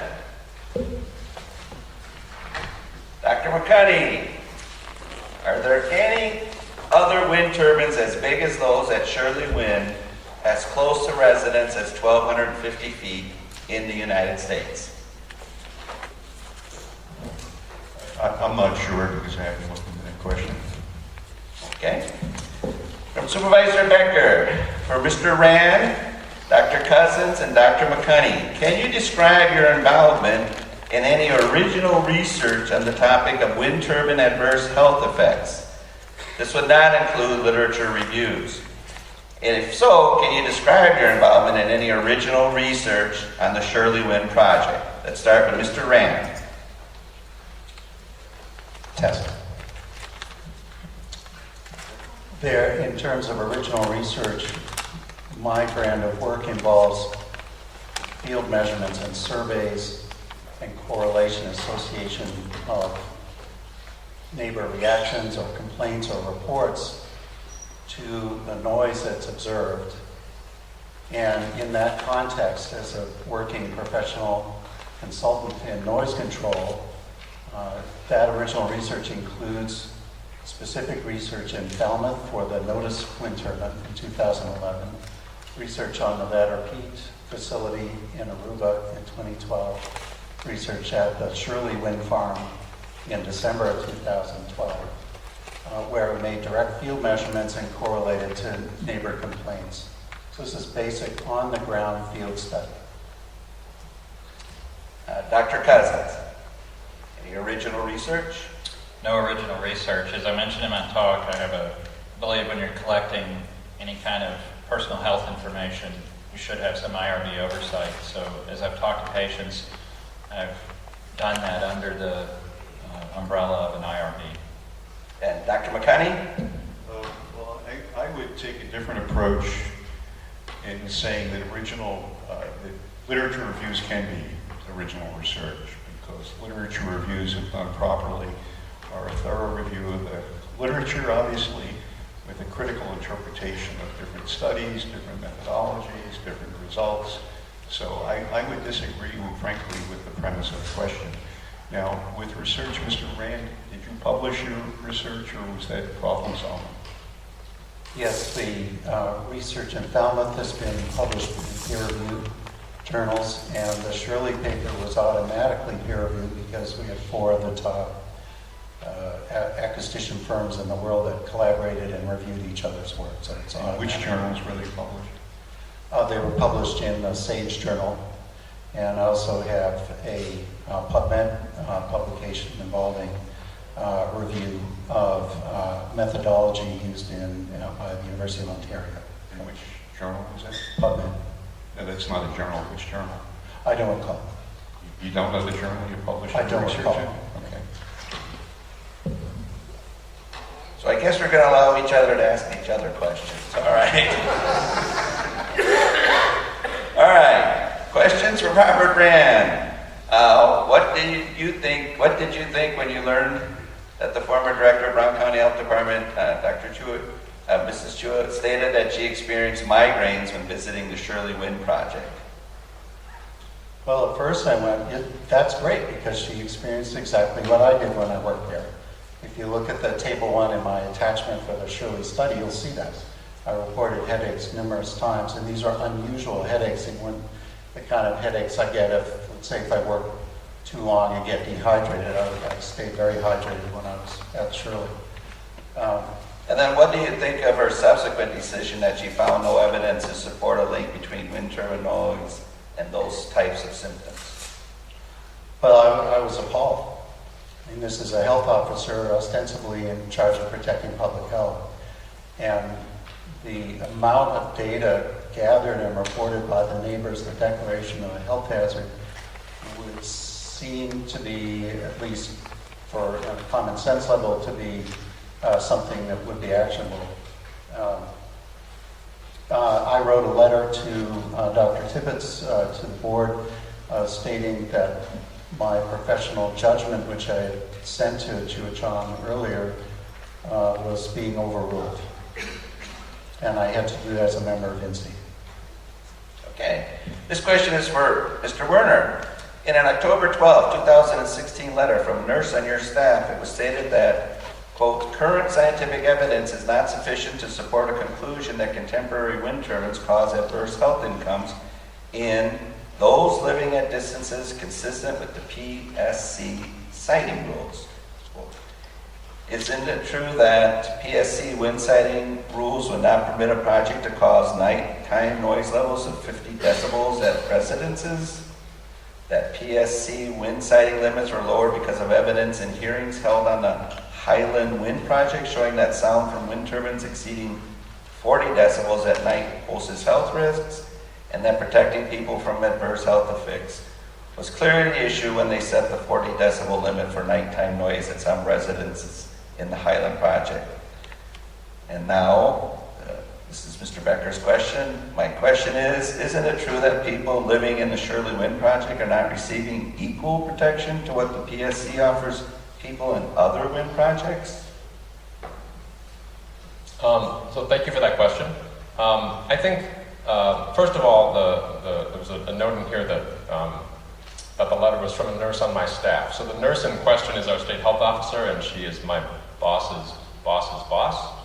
And the secretary of our agency is my boss's boss's boss's boss. So anytime our agency makes policy, it goes at least 1, 2, 3, or 4 levels above me. So I'm not going to be making any policy proclamations in response to the questions tonight. If we can certainly take some of these questions under consideration, but I'm not in a position to spout off to create agency policy this evening. In terms of the public, the PSC siting rules, I guess I would point out first of all that DHS does not own that decision. We don't have a seat on the on the Wind Siting Council. We have worked with the Public Service Commission on some of their documents, some of their assessments. We've reviewed them and offered some comment, specifically on, I know there's some language about about our view on the importance of peer review as a means for establishing different criteria for evaluating what's in the literature. But I think the broader question here is that is one about changing public health standards, and I think it's important to point out that public health standards do sometimes change over time based on what we learn from a variety of sources. I've spent a number of years working on developing standards for chemicals in groundwater, and we've had times when, for reasons based on EPA guidance or new animal studies that emerged, we've modified our guidance, and in some cases, folks have, maybe our standards have gone down and become more restrictive, maybe it's gone up and become less restrictive, and folks have perhaps put in a new well based on some previous guidance that they probably wouldn't have done as our guidance changed. So I think it's just important to keep in mind that public health standards that come from our agency can change over time, and that's appropriate, and it's something that we should be doing. Thank you. Again, a question from Supervisor Becker, a question from Robert Rand. With regard to wind turbine sound energy emissions, please explain what is referred to as the nasogenicity frequency range. Also, where do Shirley Wind's Nordox N100 wind turbine emissions fall within that range? And what are the potential adverse physiological effects for Shirley Wind residents exposed to those emissions? I introduced the term nasogenicity in my attachment to the Shirley report. That refers to the range identified by ISO 9996, which is 0.1 to 1 hertz. That's associated to motion sickness linked to perceived or actual oscillations in that range. The Nordics N100s fall within that range at what's called the blade pass frequency, which is, as I explained earlier, when the blade goes around, there are 3 blades, and as each one goes around, it creates a pulse. And those pulse occurrences fall within that range. They can vary depending on the rotation rate. The highest rate is about 0.8 hertz, and they can go down to about 0.2 hertz. I understand there's a maintenance rate. I'm not sure if Shirley uses them. I have seen this at other facilities where the blades are rotated by gearing at 0.2 hertz, about 4 RPM, to maintain the bearings. What are the potential adverse effects for residents? Well, I think the residents have reported unusual adverse effects, and by unusual I mean that, as I experienced when I was studying there, unusual means feeling nauseous. I don't normally feel nauseous on a noise survey. Dizzy. I almost fell down at one point when I was inside one of the homes.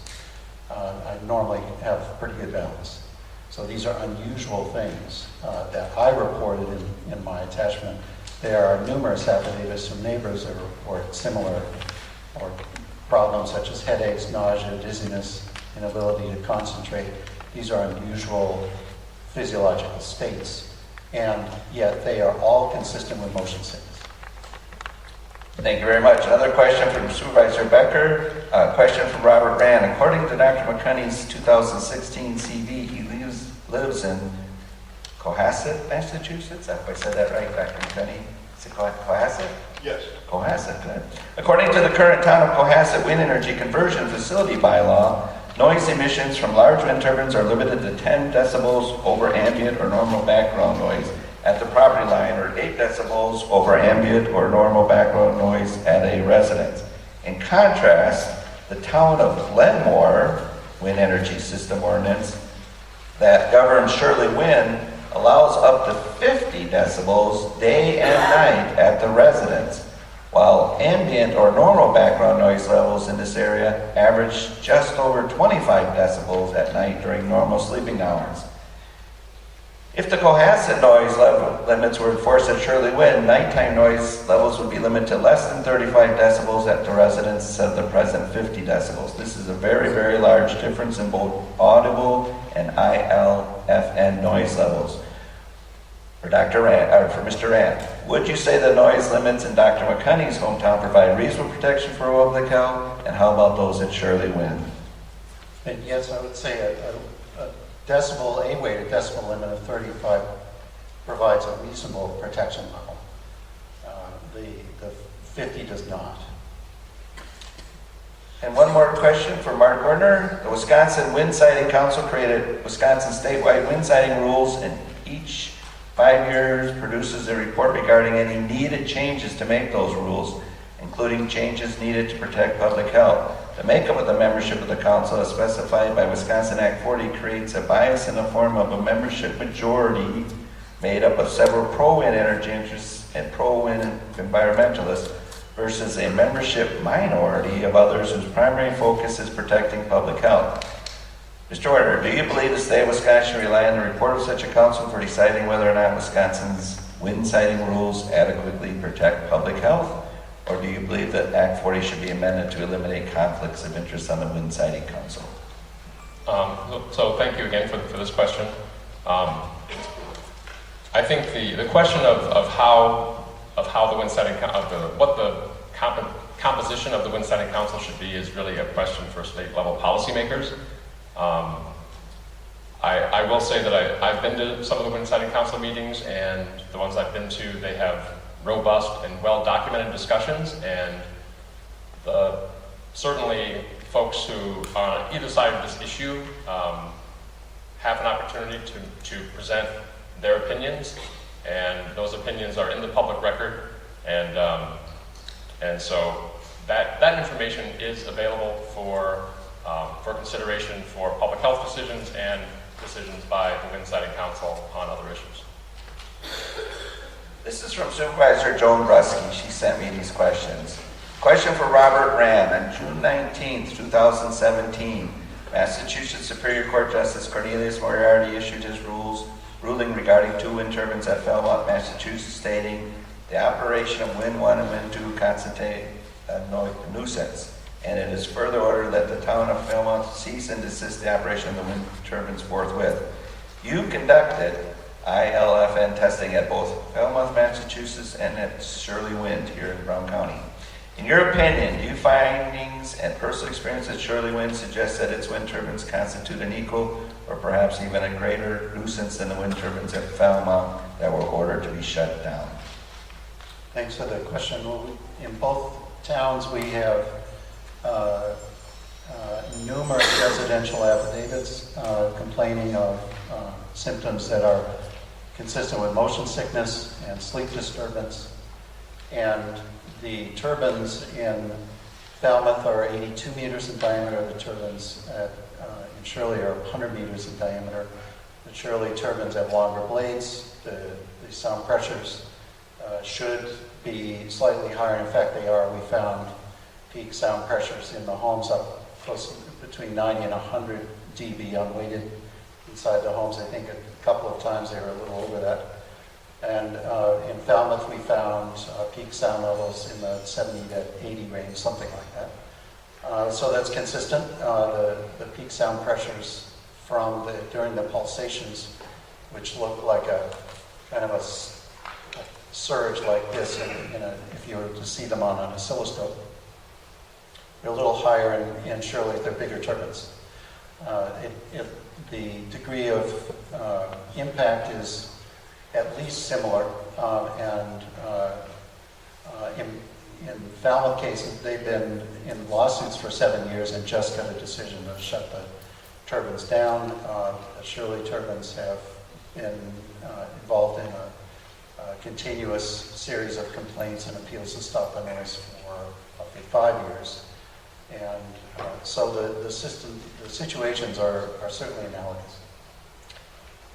Supervisor Dombreski has a question for Mark Werner. Prior to the adoption of Wisconsin's statewide wind siting rules, PSC 128, a 9-hour public hearing on the proposed rules was held before the Joint Committee for Review of Administrative Rules, or JCRAR. The following month, the JCRAR passed a motion to suspend the proposed rules, stating the following reasons for the suspension.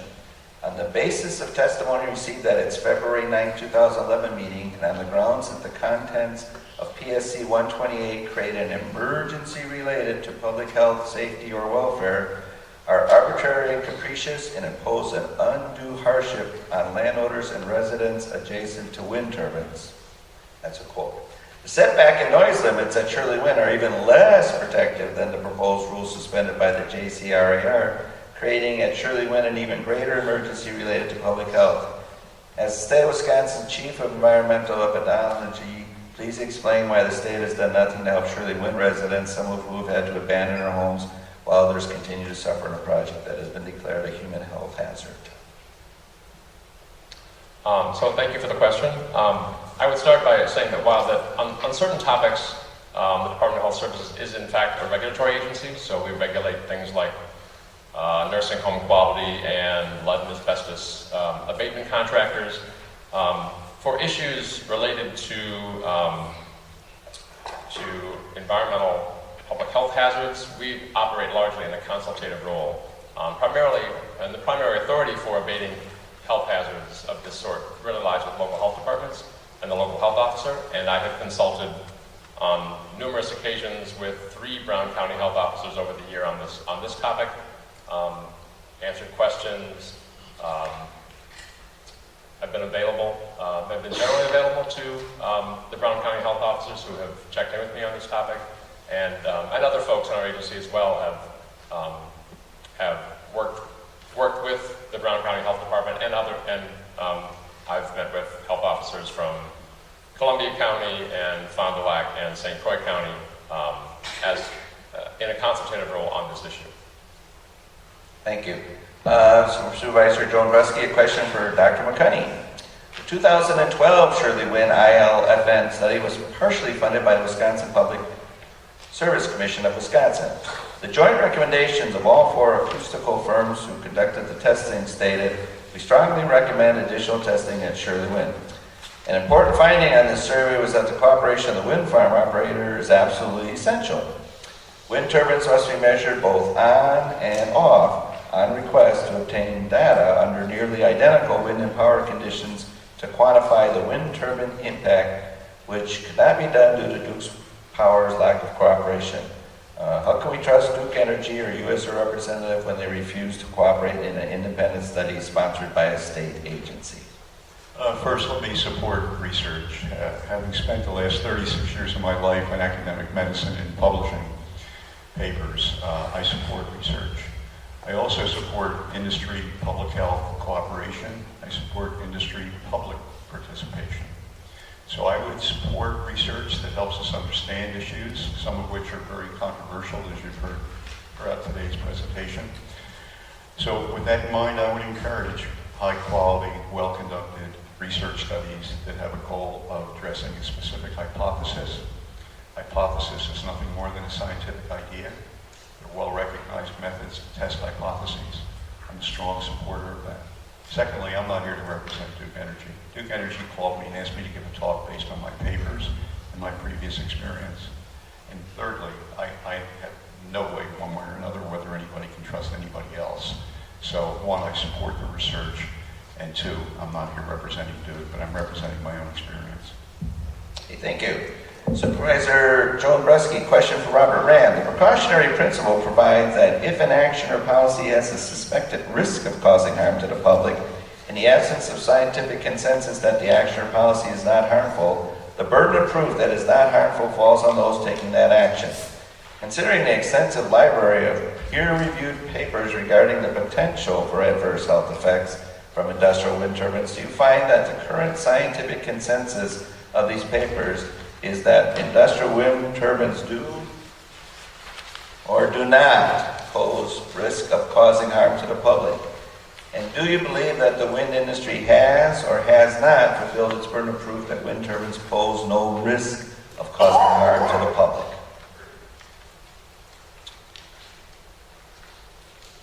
Now, this is an interesting question. Thank you. The first part, do I find that the current scientific consensus of peer-reviewed papers that wind turbines do or do not pose risk, I'm not sure I see a scientific consensus because it depends on who is producing the papers, what their conclusions are in the papers, and sometimes the conclusions don't match the data that are in the papers. And so it's difficult for me to look at the plethora of papers that are out there and say, oh, there's a scientific consensus. As a consultant in noise control engineering, I have to look, and a member of INCE pledged to hold paramount the safety, health, and welfare of the public. I have to look at papers, and when I see and be properly educated, so I can inform my clients and those that look to me for professional advice. So when I see papers, and I conduct research myself, that where risks are clearly found, that develops a consensus for me to say we know that there are problems at certain distances, and at other distances we are not yet seeing problems. So we have some basis for setting criteria for siting design. And so that first part of the question is I would say it's not easy to answer, but in terms of providing planning, I can clearly see very clear examples, such as the Shirley study, the Pedersen-Way data from 2004, and then their subsequent amendments to that. That data lines up very well with the EPA case studies adjusted to quiet rural areas. So there's very good correlation that in the range of the mid-30s, when it goes above that, we're getting into problem areas. We're getting larger and larger percentages of people that are going to be affected. So we have basis for setting criteria, which is what I do for work. For the second part of the question, which is, do you believe that the wind industry has or has not fulfilled its burden of proof that turbines pose no risk? That's an easy one. They definitely have not fulfilled their burden of proof that wind turbines pose no risk. We see lots of papers that say perhaps we're not seeing the problem or we're drawing these conclusions, but even in the Health Canada study, the conclusions don't match the data in their tables. So we're not seeing a clear outline that says, there is no risk. Now with wind turbines, it's an issue. It's location, location, location. If you're close to the turbines, there is a risk. If you're 30 miles away from the turbine, there probably is no risk. And that's from my professional experience. So it's really related to distance. And we could say that more research is needed, but in the case of Falmouth and Shirley, we have sufficient data to develop criteria for the wind turbines. We had neighbors reporting, I asked neighbors, how far away do you have to go to feel okay? And they came back the next day and said, we have to be 3.5 miles away. That was in 2012. We now have people reporting that they're not feeling well 4 miles away. That's almost 5 years later. I'm doing research in Colorado as well, and the neighbors are reporting the same thing. They're about 4 miles away, they start to get relief. So the relief is related to their feeling nausea, dizziness, inability to concentrate, and the other symptoms associated with motion sickness. So we're getting grounded data from the experts or the neighbors. Their bodies are sensitive instruments, and they're reporting the distances that they need. So we are getting criteria-based information, or information that can be used to develop criteria. So it's based on distance, in my experience. This question is from Supervisor Bresky to Dr. Coussons. The World Health Organization's 2009 paper, Night Noise Guidelines for Europe, states that adverse health effects are observed with a level above 40 decibels, night outside, such as self-reported sleep disturbance, environmental insomnia, increased use of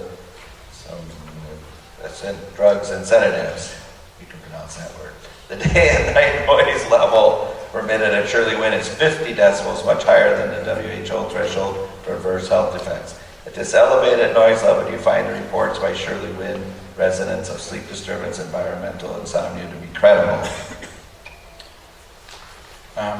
In a simple response, I would say yes, I find them to be credible. I have to believe patients when they tell me symptoms. So at least the ones that I've seen, and they say that they don't sleep, I have to believe what they say. Looking at Shirley, I think that the audible noise, and I had a slide in the presentation that said that this is not all about audible noise, that the probably more harmful thing is the vibration and infrasound. But at audible levels of 50, that is clearly above the 40, and it's not a 20% rise. It's a logarithmic scale, so it's a much higher rise. It's not just a little bit above 40, it's higher, much higher than 40. I'm more concerned, really, I think that the low frequency vibrations may cause sleep disturbances. And I have to believe that they're credible because of the patients that I've seen, when they leave their homes and they go to other areas, such as their RV that they're living in, their sleep patterns improve. So I don't find any other motivation for these people to disrupt their lives such that they abandon financially their homes, that they abandon their belongings. Sometimes I've been in the homes and there's still furniture and things there. So I think that I have to believe that they're credible because I don't know any other motivation for them leaving.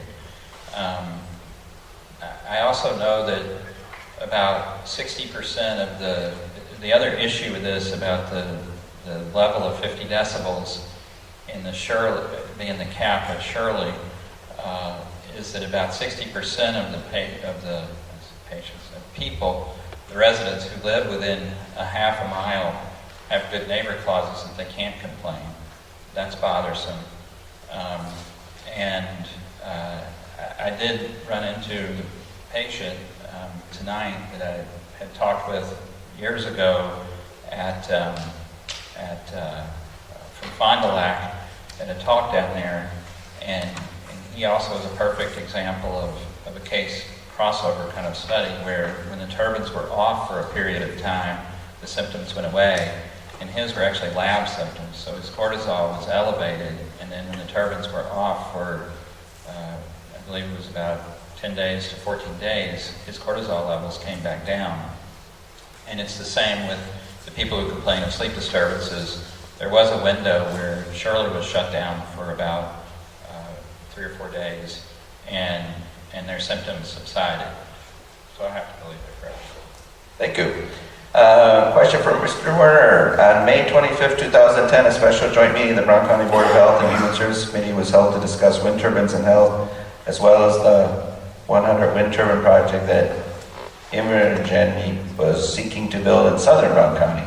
One of the presenters at that meeting was the state of Wisconsin, being represented by Chuck Warzek, Director of Health for the Wisconsin Department of Health Services. Mr. Warzek's advice to those with wind turbine health complaints was that they should see their doctor, and that their doctor could then report such complaints to the local health department, and that the local health department could then report such complaints to the State Department of Health Services, and that this is the way that the DHS would be made aware of the nature and level of complaints at Wisconsin's wind turbine projects. None of these suggested reporting steps were mandatory and had even been suggested to physicians or health departments. So what has the state done since 2010 to inform the medical community of symptoms that wind turbine residents may present, and what mechanism has it put in place to ensure that these adverse health events make their way to the State Department of Health Services? Again, thank you for the question. At the time, Chuck Warzeka was the director of the Bureau of Environmental Occupational Health, so he was my boss. He's now my boss's boss. But I guess my response to this would be, I think that the advice, I was not at that meeting, so I don't know specifically what Mr. Warzeka recommended, but it sounds like a reasonable sounds like a reasonable approach to me that the local health department would be involved, and that we would serve in a consultative role if the local health department believed that the issue was merited having a discussion with us based on what they were hearing from physicians or from others in the community. So, and as I said earlier, I've consulted with a number of local health officers on this issue over the years, and I have been available, and others in our agency have been available, and will continue to be available on a consultative role for local health officials and other local health department staff who wish to make us aware of what's happening in their community on this issue or other issues. Thank you. This is a question for Dr. McConey. 2014 literature review that you co-authored titled Wind Turbines and Health, a critical review of the scientific literature, includes references to 2 papers by professional acousticians Robert Rand and Stephen Ambrose, in which they report experienced personal adverse health effects when conducting wind turbine noise testing at either Falmouth, Massachusetts, or at Shirley Wind. Additionally, in a 2015 paper by acoustical engineer Dr. Malcolm Swinebanks titled Direct Experience of Low-Frequency Noise Infrasound Within a Wind Farm Community, the author reports being extremely ill with seasickness type symptoms that he attributes to emissions from the Ubley, Michigan wind turbines that he was testing. Question is, do you believe these statements by these 3 acousticians? Certainly, as a practicing physician for as long as I have been, I believe patients when they tell me they have certain symptoms. The issue, though, is whether or not the person has symptoms. The key issue is what's the cause of the symptoms, because determining the cause of a symptom is most important in both treatment and in prevention. And in this particular case, I did not have the opportunity to do a thorough history, physical examination, any laboratory studies, any noise measurements, and any of the features that would be necessary, in my view at least, to form a credible causality assessment. Thank you. And question for Mr. Werner. Most wind turbine health complaints have to do with noise. However, Wisconsin statewide wind siting rules, PSC 128, do not mandate any periodic independent noise monitoring to ensure that wind projects are in compliance with the established noise limits. And any testing that is required as a result of a noise complaint is to be performed by the project owner, the party alleged to be committing the violation. If the state of Wisconsin is serious about addressing wind turbine complaints, you believe PSC 128 should be amended to require periodic independent noise monitoring for noise compliance. Excuse me. Thanks again for this question. I think, again, we're talking about PSC 128, which is in terms of whether the question of whether it should be amended primarily falls to state level policymakers. I would say, however, that certainly if we were asked by a legislator or someone else, if there was interest in amending PSC 128, we would be willing to review how these measurements are collected and by whom. Okay, we move to Supervisor Patrick Evans' questions. Question for Dr. McConey. You co-authored a 2009 literature review titled Wind Turbine Sound and Health Effects, an Expert Panel Review. You also co-authored a 2014 literature review titled Wind Turbines and Health, a Critical Review of the Scientific Literature, and gave a presentation regarding this literature review at the 2015 Annual Conference of the Canadian Wind Energy Association. The mission of both the American Wind Energy Association and the Canadian Wind Energy Association is to promote the growth of wind power. Was the 2009 literature review you co-authored funded by the American Wind Energy Association and the Canadian Wind Energy Association? And was the 2014 literature review you co-authored funded by the Canadian Wind Energy Association? The answer is yes. As I've indicated in my presentation, as indicated in the documents, the 2009 paper was funded by the American Wind Energy Association and the Canadian Wind Energy Association. The 2014 paper was funded by the Canadian Wind Energy Association. And as I mentioned during my presentation, MIT has very, very rigorous guidelines to prevent any collaboration, not so much collaboration, but I guess the right word is collusion or interference with research. So I think it's important, and I think it's a good question to ask whenever a research study is published as to what the funding source is. I think that's a very important question. And I think the funding source of any research study needs to be considered in light of other factors that can affect the integrity of the results. For example, is there something with the methods? The methods are what we used to call years ago the blueprints of a building. And in any research study, it's the methods that make the study sink or swim. So once you've asked who funded the study, the next question you should ask is what methods were used to address the hypothesis? That is the question being answered. Then when you're done addressing the methods that were used in the study, you should look at how the data were collected, and then how the data were analyzed, and then how the data were compared to other previous studies, and then draw your conclusions. So yes, funding source is very important, but it's also important to consider other factors. In my view and my experience, I think it's misguided to discount a study because of its funding source, because there are many different studies, particularly today, in light of government funding being diminished, particularly in my field, occupational and environmental medicine, or organizations like the National Institute for Occupational Safety and Health, part of the Centers for Disease Control and Prevention. NIOSH has had funds for both extramural research and intramural research, and those funds have gradually diminished over time. So I have advised industry when industry asks me, just like everybody here in this building, and you know this as well as I do, no one cares about your kids and your family more than you do. So I try to tell industry to mind their store. If they ask me for the results, I said, no one cares more about your product than you do. Make sure you study it. Make sure your work doesn't affect the health of people who make and use your product or are exposed to whatever you're doing. I consider it industry's responsibility.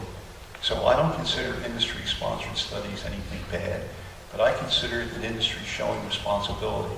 As long as there's an appropriate arm's length between the funding source and the person conducting the research.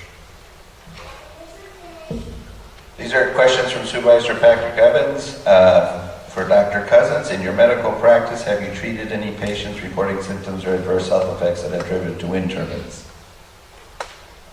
Yeah, you go first. No. I have seen patients, done histories, physicals, evaluated them, ordered labs and imaging, but I have not treated them for health effects attributed to wind turbines, because if I believe that's the cause, they would have to move or shut the turbines down, and I don't have that in my power. So have I treated their problems? No. Have I evaluated? Yes. And the second portion of that, I personally interviewed residents of wind turbine projects who reported adverse health effects. Yes. The ones that came to me as a patient, plus others that are here tonight that I've asked about their experience. And the same questions then of Dr. McConney. In your medical practice, have you treated any patients reporting symptoms or adverse health effects that could be attributed to wind turbines? I have evaluated and treated numerous people that have had health effects from noise exposure over my 36-year career. I've also interviewed people who have reported symptoms in the context of living near wind turbines. Question from Supervisor Patrick Evans for Robert Rand. The December 2012 low-frequency and infrasound study of 3 homes in the Shirley Wind project conducted by Coussons, Walker, Schomer, Hessler, and yourself jointly concluded the 4 investigating firms are of the opinion that enough evidence and hypotheses have been given herein to classify LFN and infrasound as a serious issue, possibly affecting the future of the industry. It should be addressed beyond the present practice of showing that wind turbine levels are magnitudes below the threshold of hearing at low frequencies. Dr. McConney's testimony said if wind turbines infrasound is not above the threshold of hearing, then it cannot be perceived. Is that not directly opposite what the Shirley team report concluded? Is the question.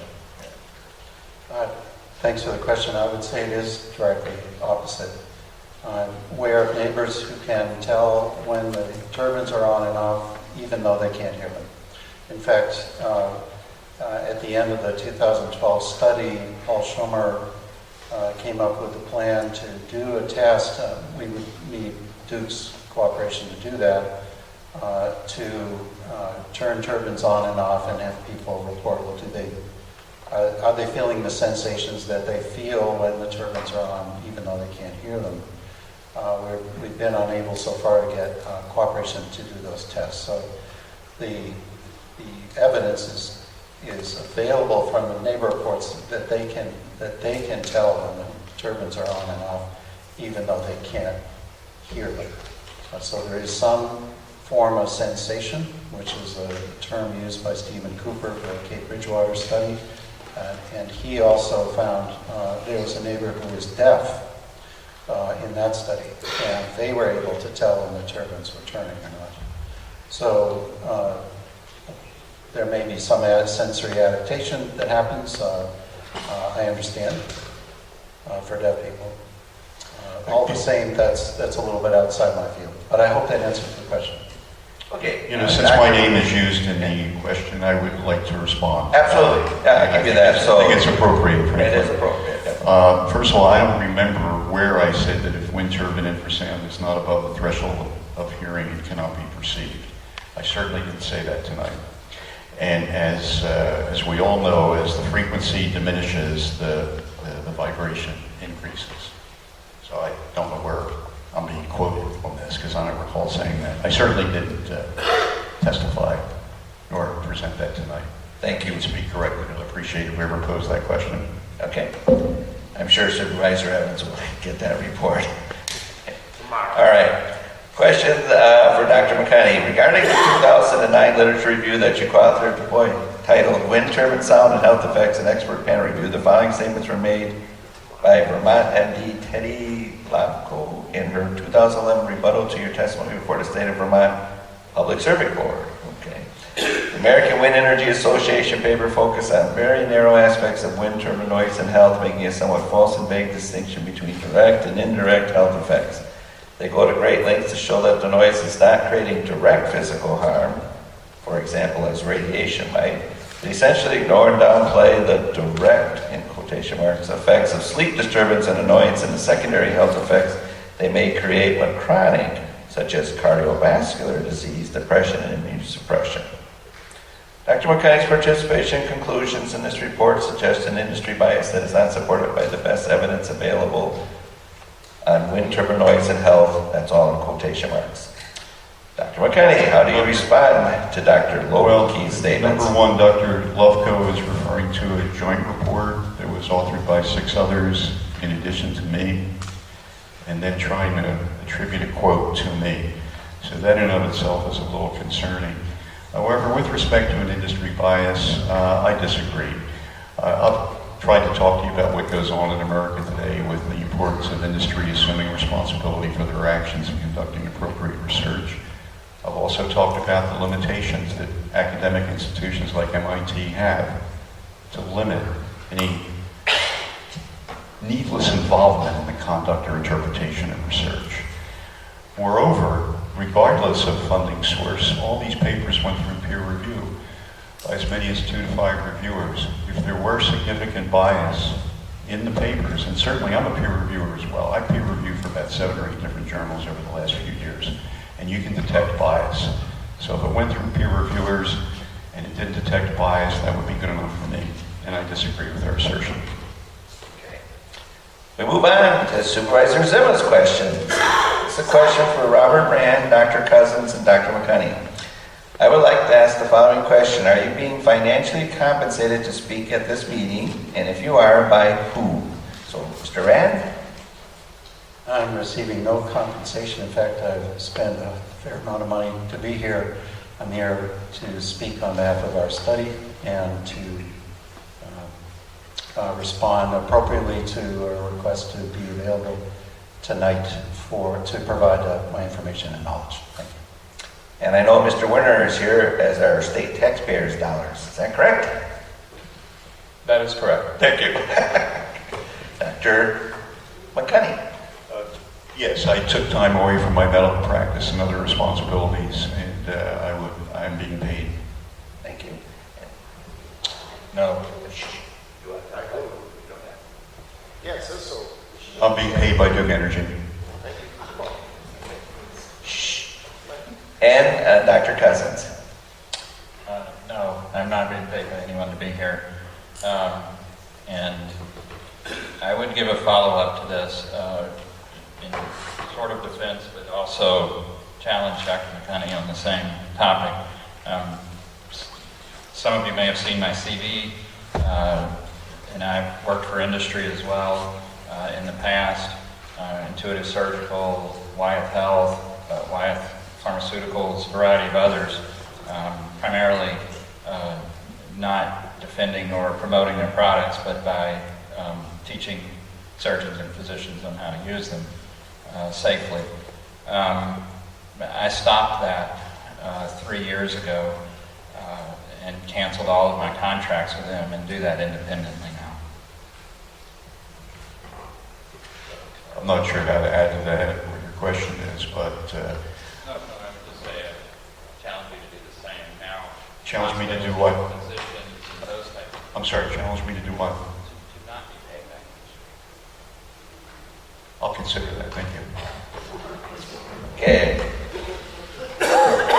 Question from Robert Rand from Supervisor Zimba. In your September 30th, 2015 letter to Chu Song, and in your professional caution letter to Brown County officials, you stated, as a member of the Institute of Noise Control Engineering, INCE, I am pledged to hold paramount the safety, health, and welfare of the public. Based on the acoustical findings and personal experiences of motion sickness at Shirley correlated to power input, I concur with the board determination of health hazard. As an INCE member, I can find no credible rationale for permitting community exposure to the potential for motion sickness evidenced by the research and actual neighbor reports when wind turbines are operated at partial power or higher. The question is, do you reaffirm the statements at this time, and if so, what remedies exist for preventing such continuing community exposure at Shirley Wind? Thanks for the question. I reaffirm these statements at this time. As I explained earlier, once wind turbines are installed, if there are complaints, the only reliable noise control option is to shut the turbines down. Question from Supervisor Zimba for Dr. Coussons. In 1969, the Surgeon General of the United States said, in quotation, "Must we wait until we prove every link in the chain of causation? To wait for it is to invite disaster or to prolong suffering unnecessarily." End quote. Question, do you believe that this statement applies to what is happening to the people living near the Shirley Wind project? The simple answer is yes. I would say that since 1969, we know a lot more about medical research. And I think that we can find the chain of causation here.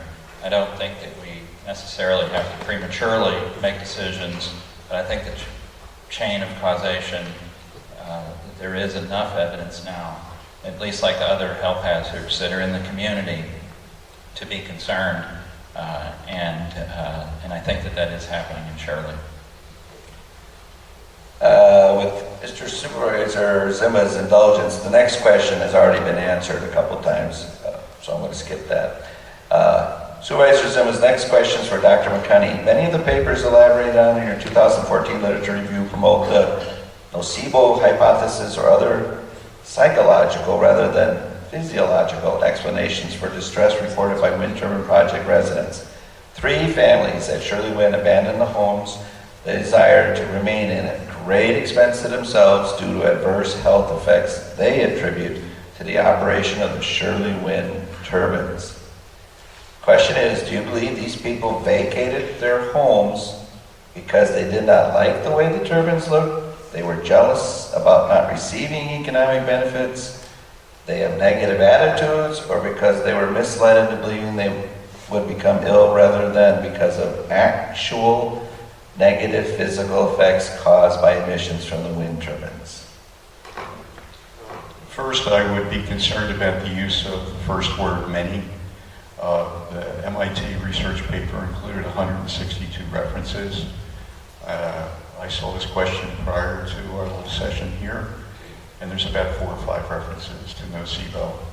We looked at 162 references that would address some aspect of the issue of health and living near wind turbines. With respect to the individuals who left their homes, I simply don't have enough information to really give a credible answer to that. Okay. Question from Supervisor Zimmer for Robert Rand. At Shirley Wind, the day and night noise limit is 50 decibels and the setback distance from home is 1,000 feet. Is there a current consensus among professional acousticians regarding wind turbine noise limits and setback distances that are needed to protect the public from modern-sized wind turbine emissions? For the professional acousticians who are working to protect public health and welfare, the current consensus relies in part on findings regarding adverse health, which is related to distance, and correlation of distance from wind turbines based on their size, which is related to the power output. And we've got several sets of information which indicate that the distances are much farther than we would have from other sorts of power generation. We have reports from the neighbors they need 3.5 to 4 miles before they feel they get relief from the apparent motion sickness symptoms. And I can confirm that myself in terms of when I studied Shirley, I had to get several miles away before I would start to feel better. In terms of the A-weighted sound level, which is a filter which greatly takes away the low frequency component, we've got numerous criteria available to us, including from the WHO and from INCE for compatibility, just to name a couple, which I named earlier. And I've measured levels from 2 turbines, the G1.5s, at 33 dBA at a mile. And that's kind of where we start seeing problems appearing in terms of community impacts. So direct field measurement says you've got to be at least a mile away, and that was in 2010 in January. And those turbines were not operating at full power; they were hunting. The power levels are going up and down, and we can see that by the way the frequencies are changing. So we're looking at 1 to 2 miles to be in the area where we're in the mid-30s, which is where in the Health Canada data show problems rising very sharply above that. So in terms of setback distances, we're looking at 1 to 2 miles to that's where we start looking at the audible noise levels being low enough to not affect sleep. The problem with that is that those levels are average levels, and wind turbines aren't a steady source. They produce impulsive noises which can be 6 to 11 dB over the average. So if those peak levels come in through an open window, that can affect sleep. And the World Health Organization maximums for associated to where sleep starts getting affected start at 32 to 35. We have 2 independent studies from Vermont showing that the noise reduction outdoors to indoors is 1 to 3 decibels for the wind turbines that were studied out there. So we're looking at, we've got to limit the maximum sound levels, which are the peaks that come in, to under 40 dBA, or perhaps 35 dBA to be sure that we're not getting effects on sleep. That puts us out much farther than 1 to 2 miles. So we've got a serious challenge in terms of siting wind turbines when they're large. They have to be sited smaller at the beginning. The large ones are always going to present problems when they're too close to people. So that's believe it or not, that's a short explanation of what a consensus could be considered to be. We take, when we're working on behalf of public health and welfare, we have to look to the WHO as a criteria set for noise impacts on health. As INCE members, we're pledged to protect health, so we have to be informed about that. So those are the criteria that we use, and we base distance evaluations based on those data.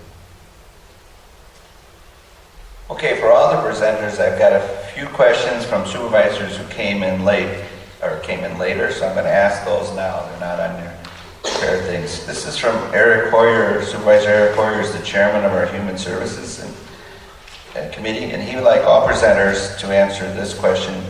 Do you believe that there are those who might be more or less impacted by infrasound?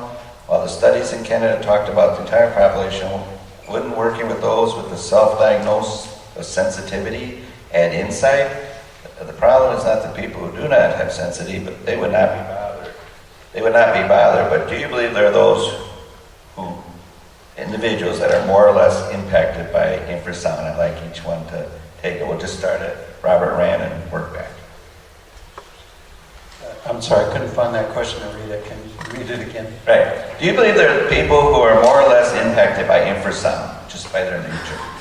Yes. And as a person who is affected and is susceptible to motion sickness, for the time being, I'm using a qualifier that people who are susceptible to motion sickness, as one who is, may be more sensitive to pressure oscillations, which, as Dr. Schomer confirmed in his report, produce the same amount of force as maybe trials related to motion sickness. So if I'm more sensitive to pressure oscillations, and there's some percentage of the population that is more sensitive, then yes, we've got a variation in the population.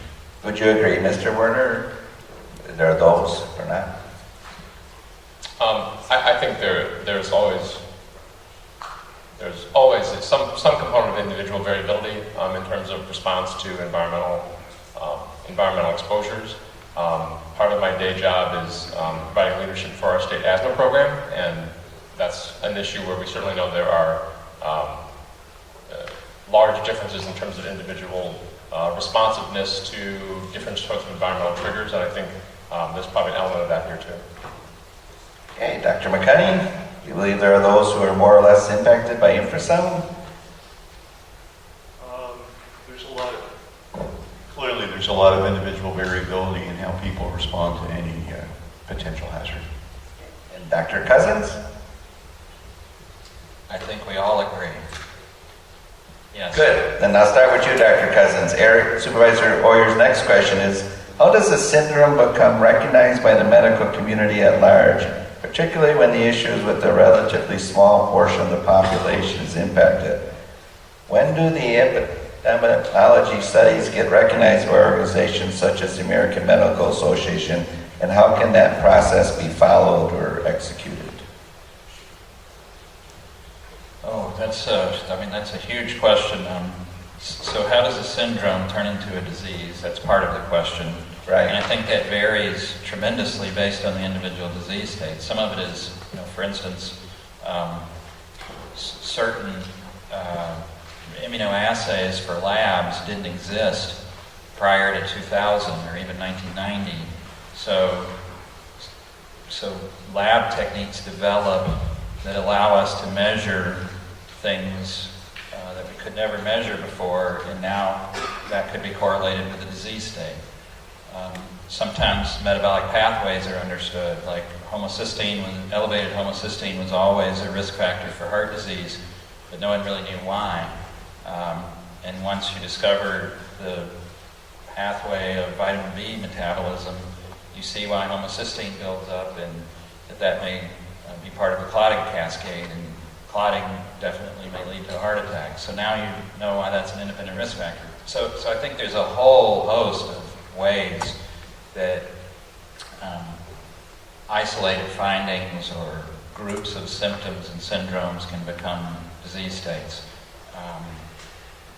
The next question was, it had to do with the AMA. First of all, I do not belong to the AMA because I don't think it's a scientific organization. I think it's a political lobbying group. So I don't know that they're really the ones that ratify or sort of define diagnosis. ICD, I had a question at the break about the ICD-10, exactly what is that? And I think Dr. McCunny gave a good explanation of that. Computers read numbers, they don't read verbiage so well. So when claims go in, I'm not Dr. Coussons, I'm an NPI number. And diagnoses have become a series and string of numbers, and CMS is who defines that. And the classification system was completely overhauled to label diagnosis. There's similar classification systems to label procedures.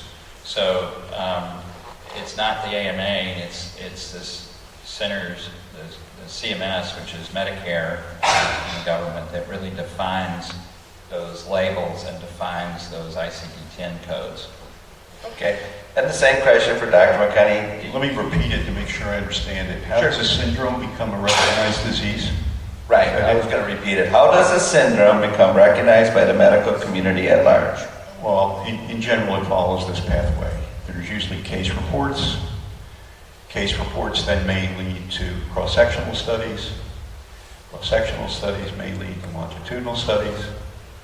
Papers are published. There are all sorts of medical societies. I happen to be in the American College of Occupational and Environmental Medicine. I presume you're in some GYN professional association. And professional associations often publish what are known as position papers. And position papers are literature reviews. Position papers may bring to bear collection of symptoms that may constitute a syndrome that's actually different from other diseases that have been recognized. It may require different types of treatment, different forms of prevention. So it fundamentally starts, at least in the field in which I practice, that is occupational medicine. There may be case reports. I'll give you another example, how HIV came to be recognized as a disease. MMWR, which is Morbidity and Mortality Weekly Report put out by essentially the National Health and Human Services and the CDC. They reported on 4 cases of young men who developed acquired immune deficiency, which is why the name AIDS came about, acquired deficiency syndrome. Acquired immunodeficiency syndrome.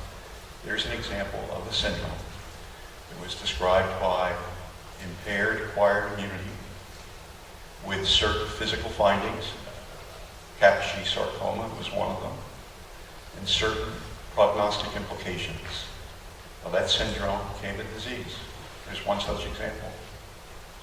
And similarly, what's really a problem here, frankly, is these anecdotal reports of illnesses and symptoms in the context of wind turbines that aren't really being uncovered in major studies. So eventually, there could be some pre and post studies. One way of trying to sort this out, because I'm a firm believer in further research to understand health implications. You could do a survey of people prior to implementing a wind farm, and then survey them later. There you have a pre and post exposure. That hasn't been done yet, as far as I'm aware, in the research studies. But fundamentally, the way a syndrome becomes a disease is the way I just outlined. Case reports, followed by studies, followed by position papers in medical societies, where the gynecologist will call a new disease, or the occupational physicians will call a new disease.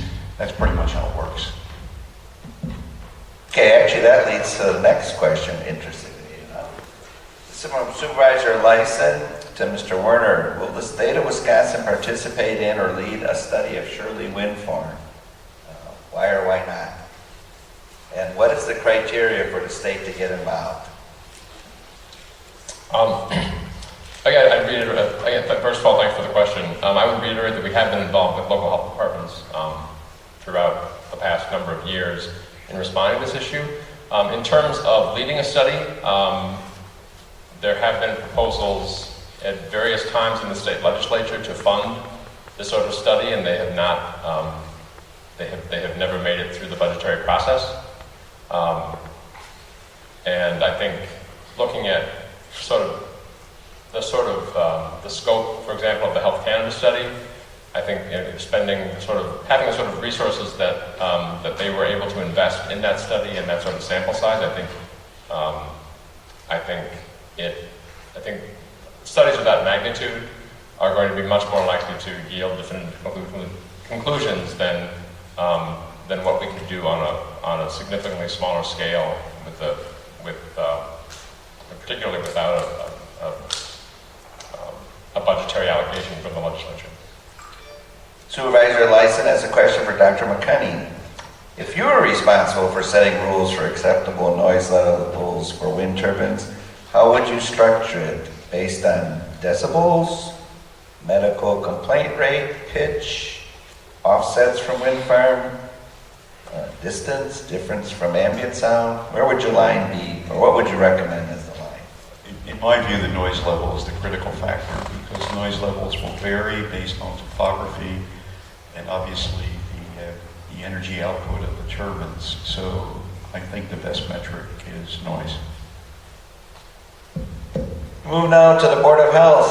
We're going back to the sheet from Dr. J. Tibbetts. This is a question for Dr. McConney. 3 families at Shirley Wind have abandoned their homes due to alleged adverse health effects. 2 of these families have been making the following requests of Duke Energy since 2013. As families forced to leave our home due to adverse health effects such as ear pressure and pain, severe headaches, anxiety, malaise, dizziness, blurred vision, and sleepiness, we are requesting a written statement from Duke Energy saying that your Shirley Wind Farm is not the cause of said symptoms. If these 2 families choose to rent or sell their homes, they want to be able to provide their renters or buyers with this statement from Duke Energy. As Duke Energy has not provided such a statement to the present day, and since you're here today to represent them on this issue, would you recommend to Duke Energy that provides such a statement, especially in light of the fact that courts worldwide have sided with the plaintiffs on the basis of adverse health effects, AHE, and the Brown County Board of Health has declared Shirley Wind and Brown a human health hazard? If not, why? Again, I seem to be tagged here as a representative of Duke Energy. As some of these questions have indicated, people have made reference to quotes I've made in other settings, made references to commentary that I've written in published journals. So in all due respect, as I indicated earlier, Duke asked me to come out and talk to you based on my research and experience. So I'm not here to represent Duke, number one. Number two, I'm unaware of this discussion. It seems a bit embellished, but I'll defer to the questioner. Quote, that courts worldwide have sided with the plaintiffs on the basis of adverse health effects. I'll leave that for another time. But as far as I'm concerned, the best thing you can do with people is to inform them. I've come here giving you my perspective. Clearly, there are a lot of people here in this audience who may disagree with me, but I can tell you that I approach my work with integrity and honor, and there may be legitimate differences of opinion about how certain matters are addressed. So I would provide people with information, and if you wanted me, what I would do, I would give what I gave Duke here, which is a summary of the Health Canada study, which is the largest study of people in the world, and the most recent study in the world of people living near wind turbines. I'd also give them the paper that I was privileged to be the lead author of. And you give people information, and you let them make their own decisions. From Dr. J. Tibbetts, question from Mark Werner. At a presentation you gave this July to the St. Croix County Health and Human Service Board regarding wind turbine health concerns, you stated, quote, at our agency, we've sought to maintain an active working knowledge of the concerns and the relevant published literature on this topic, quote, and, quote, I think there has been a real dearth of published peer-reviewed literature on this topic, end quote. In 2015, Brown County citizens provided County Health Officer Coussons with 47 peer-reviewed papers, 20 acoustical conference papers, and 15 wind turbine health impact surveys, among other documents, all demonstrating health risks associated with inappropriately sited wind turbines. Many more similar peer-reviewed papers have been published since. How can you state that there's a lack of such information? In my opinion, that statement suggests your agency is actually not maintaining an active working knowledge of the concerns and the relative published literature on this topic. The question is, have you and your agency requisitioned the aforementioned documents and studied them? Again, thank you for the question, and thanks for paying such close attention to my presentation in St. Croix County. I believe, I'm not sure if it was Chua or the previous health officer, Judy, but one of them sent me a big binder full of what I think is probably this set of manuscripts. I think they're there is a real dearth of original research, and I think if you look at I think from this stack, there are a lot of reviews of really the same articles that are cited a number of times and sort of repackaged in different publications. So I think there is still we still have a need for more original research on this topic. Next question is also from Dr. J. Tibbetts. Question from Mark Werner. Following a 2014 Brown County Board of Health's declaration of the Shirley Wind turbines to be a human health hazard, did you as the state epidemiologist, along with your staff experience and enough concern for the affected residents, to assemble a meeting with the Brown County Board of Health to discuss the evidence and reasoning for that decision? And how you could protect those residents being harmed given the gravity of such a declaration? First of all, I would point out there is a statutory classification, statutory language specifying state epidemiologists in Wisconsin, and I am not one of them. I believe at the time our agency declined I don't know if there was a specific meeting. I recall there was some discussion about some sort of presentation to the Board of Health here, and the agency declined to make myself or someone else available for that meeting. Obviously, our agency has made a different decision tonight, and that's why I'm here.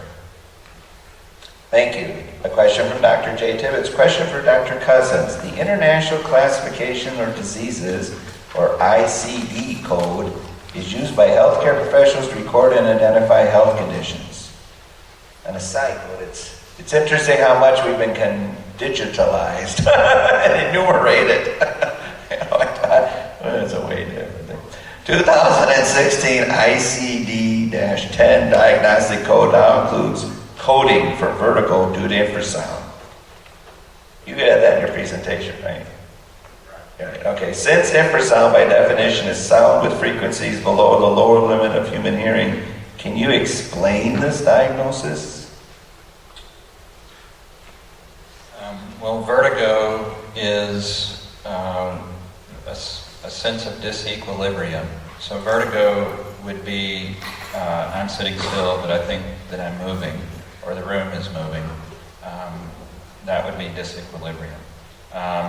And due to infrasound implies that sound below 20 hertz is the cause of that disequilibrium.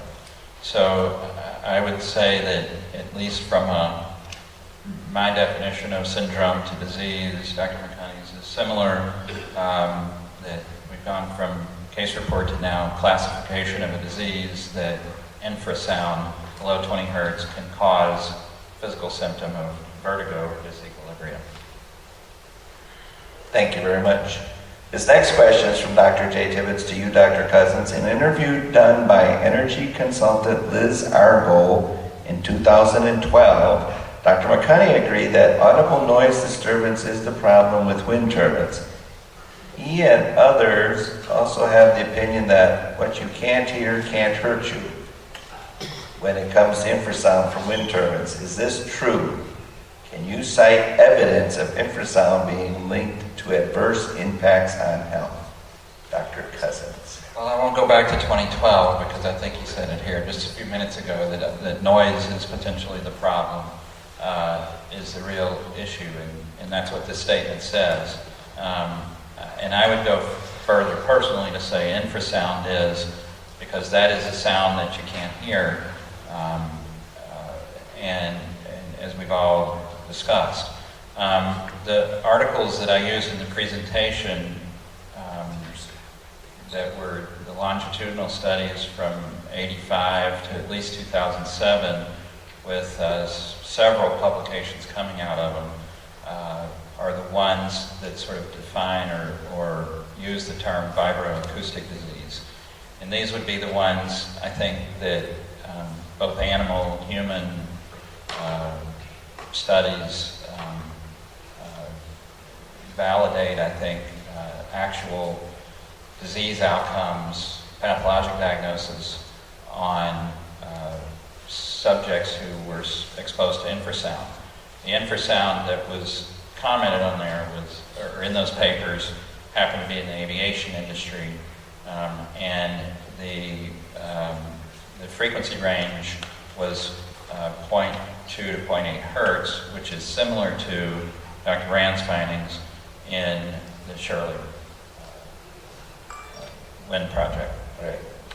And the next question from Dr. Tibbetts is also for Dr. Coussons. It talks about at the 2010 Rutland Regional Medical Center Forum on Wind Turbines and Health Impacts. Dr. McCunney made the following statements, quote, "There's no question that some people may be very annoyed and really adversely affected by the sound and the characteristics of the sound. There's no question that annoyance, when it persists, can cause sleep disturbance. There's no question that when sleep disturbance persists, it can cause adverse health effects and all sorts of consequences," quote. And, quote, "There's no question that as noise levels increase, particularly above 40 decibels, more and more people report being annoyed and having sleep disturbance," quote. Dr. Coussons, do you agree with those statements by Dr. McCunney, and do you believe that the 50 decibel day and night noise limit at Shirley Wind homes could lead to sleep disturbances, as has been reported by Shirley Wind residents? I would agree with those statements. Again, I don't want to step on his toes because he's being quoted for things he didn't say tonight. I think it's fair to say in the statement above, he talked about audible noise being a problem. But I'm not familiar with this statement, but I would agree that people can become annoyed by excessive noise, and I agree that 50 decibels as a limit is too high. Sure. Yeah, you know, that's one thing I noticed, and I'll ask Dr. McCunney this one just off the cuff, but was your chart saying that 45, the chart you had, 45 is where things sort of start? Well, that was from the World Health Organization publication in 2009, and it's also a very similar graph that was uncovered, although the Health Canada investigators didn't actually do the same graph, they came to the same conclusions. But, so like 45 is where it starts? Yes. Thank you. I appreciate it. No, of course. I mean, they're making the best use of available data. These aren't fine lines, that 44 is perfect and 46 is horrible. I mean, they try to do the best they can by integrating a lot of results from different studies. Okay. Dr. McCunney, this is a question for you. The June 2016 edition of the American Medical Association Code of Medical Ethics, Chapter 9, Opinions on Professional Self-Regulation, states that physicians who testify as expert witnesses must, quote, "testify only in areas in which they have appropriate training and recent substantive experience and knowledge," unquote. As an MD asserted as expert witness for wind energy proponents, such as a recent case in the Massachusetts Superior Court regarding wind turbine health effects at Falmouth, Massachusetts, do you have the substantive experience treating or interviewing persons who report adverse health effects from wind turbines? And if not, are you not violating this? That's a requirement for medical professionals. You know, the question requires me to be a little bit self-aggrandizing, and I apologize for that ahead of time. I try to be modest. I have substantial experience in occupational and environmental medicine. I've published over 110 papers, about 6 books. I've been the president of my college. I've done substantial research on noise and health. To imply that I'm violating any ethics requirements, frankly, is offensive. Okay. There's also a question from Dr. J. Tibbetts for Dr. McCunney. Do any of the literature reviews that you co-authored address non-auditory perception of infrasound? That is, the ability of the human body to perceive infrasound in ways other than hearing. For example, in these literature reviews, have you discussed the works of Dr. Malcolm Swinebanks, Robert Rand, Stephen Cooper, Richard James, or Dr. Jerry Punch on this subject? If not, why not? I think the literature review speaks for itself. By the time we did the search, with 162 articles, I believe it was the late spring, early summer of 2014, to the best of my recollection. So if a paper were published in the peer-reviewed literature, whether it was by Malcolm Swinebanks, Robert Rand, Stephen Cooper, Richard James, Dr. Jerry Punch on this subject, they were included. But if they weren't in the peer-reviewed literature, at the time the paper was submitted for publication. Clearly couldn't have been included. Okay, and I'm going to take one. Richard James had a question for you, Dr. McCunny, and since it's appropriate, I'm going to ask it at this point. The Health Canada study found that prevalence rates for migraines, tinnitus, and dizziness were about 20 to 25% for people living 1.25 miles from wind turbines, almost double that of the non-exposed population. The question is, given those findings, how can you conclude that wind turbines are safe for people? I apologize, but you really have to repeat that question for me. Good, yeah, and that's fine. We brought up Richard James. In fact, the Health Canada study found that prevalence rates for migraines, tinnitus, did I say that right? And dizziness were about 20 to 25% for people living 1.25 miles from wind turbines. Almost double that for the non-exposed population. Does that sound familiar? You know, vaguely. I mean, I can't answer the question in the manner in which you posed it. I'd like to see the data presented. And Okay. at least refer me to the article. I mean, this is really an unfair question, frankly. Okay. I can't see what you're trying to ask me. I'm not avoiding your question. I don't think it's presented in a way that I can answer it. Okay.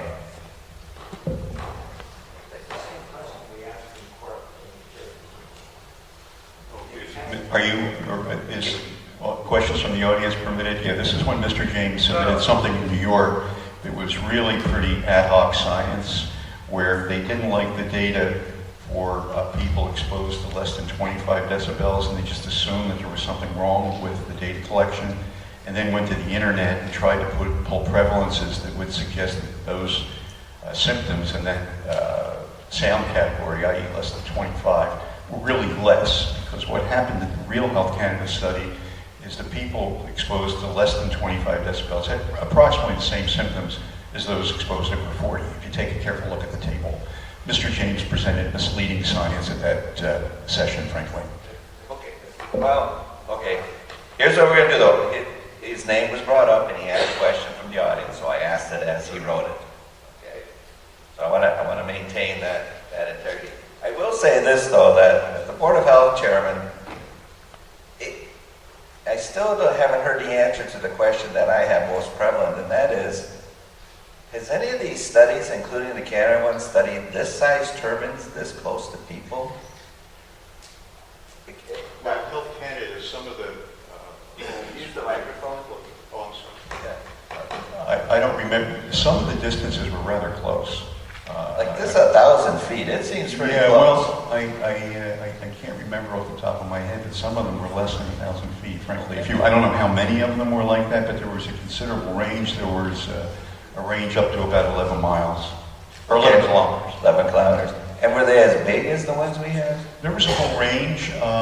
That's not my area of expertise. Oh, but I don't want to misrepresent my knowledge in that area. Would I be able to find that in the Canada study? Oh, The yeah, actual absolutely. location? Absolutely. I mean, in the methods, you always look in the methods section of a research paper, and there's 5 papers that were published on the Health Canada study, and that'll describe the turbines, the number of them, the distance, the power generation, and so forth. So that will be in there. I just didn't commit that information to memory. No, and I appreciate the candor because I think, as I said, as the chairman of the Board of Health in Brown County, studies all over the world are good and studies to this and that and such, but you do kind of wonder about the people who live this close with that size turbine.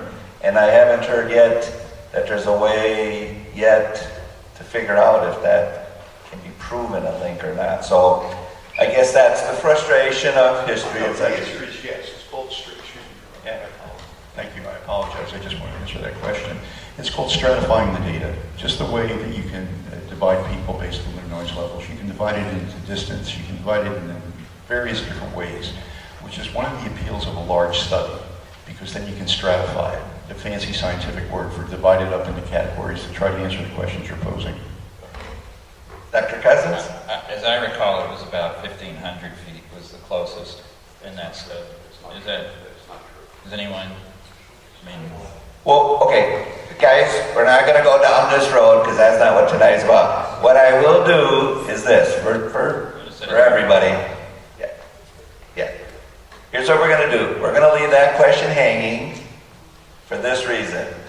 That isn't gonna help the people tonight or the Board of Health or the County Board of Supervisors, because we can find that answer, okay? I'd rather get to more of the questions from the people, get the information out there, and we'll all have time watching the video, going over what you said. As you've noticed from previous questions, what's being said tonight is pretty darn important. It's significant testimony that we want to present. So let me finish with another esteemed member of the Board of Health, and that's Harold Fotenhauer, who's not here, but a good friend of mine. He has questions for Dr. Coussons, Dr. McConey, and Robert Rand. And it is, quite simply, how much time have you spent in the Shirley Wind project, if any, and have you spent time in the homes of the affected families? Robert Rand? Thanks for the question. The time I spent in the Shirley Wind project was approximately a week, Monday to Friday, in December 2012. I was in the homes quite a bit. I stayed overnight at the INCE home and awoke nauseous the next day, as my Table 1 outlines. We did a lot of testing at the Pels home, and I stayed overnight. I stayed up and stayed overnight there. As a team, we were kind of coming and going. My time was a little offset from the other team members because of the health impacts I was experiencing. What I wanted to do was stay during the middle of the night and see how that went. So I was there pretty much overnight at the health home. So it was a lot of daytime testing, and I had basically 2 nights in 2 homes. Okay. Dr. Coussons, have you spent any time in the Shirley Wind project or in the homes of the affected families? I've been in 2 of the homes, of the 3 that had families that left. And I've spent, I don't know, total time. I've been in and out of the Shirley Wind area for, how long has it been up? 5 years, maybe? More than that. Okay. Yeah, off and on for 5 years, yes. Okay. And Dr. McConey, have you spent any time there? No, I'd be certainly willing to. I just haven't had the opportunity. Okay, thanks. I could ask for volunteers, but I won't. Question for Dr. Coussons. Wind energy supporters often claim, and just so you understand, I don't think this is a debate about wind energy, it's about the health concerns, but wind energy supporters often claim the need for epidemiological research to prove that there are harmful health effects from wind turbines. Why are there no such large-scale studies that they can point to that satisfy the demand for proof that there's a human health risk from wind turbines? And do you think that there is an opportunity to collect that evidence? I know you talked a little bit about this before, but in my opinion, still kind of stands from the talk. I think that beyond case studies, surveys, cross-sectional surveys, I think there are some longer-term survey data from people who live in wind turbines. And I think those are probably the best we're going to get at this point. I don't know that ongoing studies are really needed to collect the evidence from what we have already. I would ask you, Dr. Coussons, a little bit of a follow-up. Do you think the state of Wisconsin should do a study, or do you think that is also maybe money? Where do you stand on that? I don't really think that the state needs to do any more study. I think Shirley is one of the most studied wind projects. I mean, it's quoted in the world's literature. So I don't know what additional study from the state would do. I mean, I think I respect the work and the recording of sound that Dr. Rand has done. I think that's ongoing, isn't it? I mean, I was in the homes not too long ago, and there's still devices that are in the homes continuing to collect data. Is that true? I understand that's true. Yeah. So I don't know. It's ongoing. And I continue to review the data independently on my own time. Good. I asked that question because we're getting close to the end, and I'm looking for things that are community can do, or our different committees and boards can do to find the answers that we all seek. I get a sense that everybody wants to find it. Yeah. So a study I maybe think my not. personal opinion is Absolutely. We want your personal to opinion. make a decision. You know, that's the point we're at right now, is to make a decision about what to do about the homes that are abandoned, what to do about the complaints, what to do about the measurements of 50 decibels, what to do about the other people that come in and out. Some of those people that made those complaints and have made those affidavits don't even live in the turbine area. They are people that go in and out of the turbine area. So I think it's time to really act on behalf of those people. Okay. What would you recommend? No, go ahead. Unfortunately, I agree with everyone here that really, once they're sited and they're actually 1,000 feet from people's homes, the only option really is to turn them off to mitigate the sound. I think the other option is as Mr. Werner said, to revisit the zoning. Because I think 50 decibels on a simple level is too high for audible noise, and lower that. If you lower that, then the turbines have to be slowed down and the power output has to go down, if not stopped. Okay. The next question is also from Harold Fotenhauer to Dr. Coussons. Are you aware of any other governmental policy or public protections put in place for potentially harmful agents when there is limited epidemiologic evidence for a direct causal link to disease? Yes. Okay, and that would be the I'll smoking start example you with the gave? Smoking example, and I use even secondhand smoke. We block smoking in public places based on secondhand smoke, and I don't know of any trials that have exposed people to secondhand smoke that convincingly identify that that's a cause of disease in those people. I think there's a lot of case reports and a lot of other types of studies, but I don't think there's any large-scale studies that would put people in harm's way for secondhand smoke.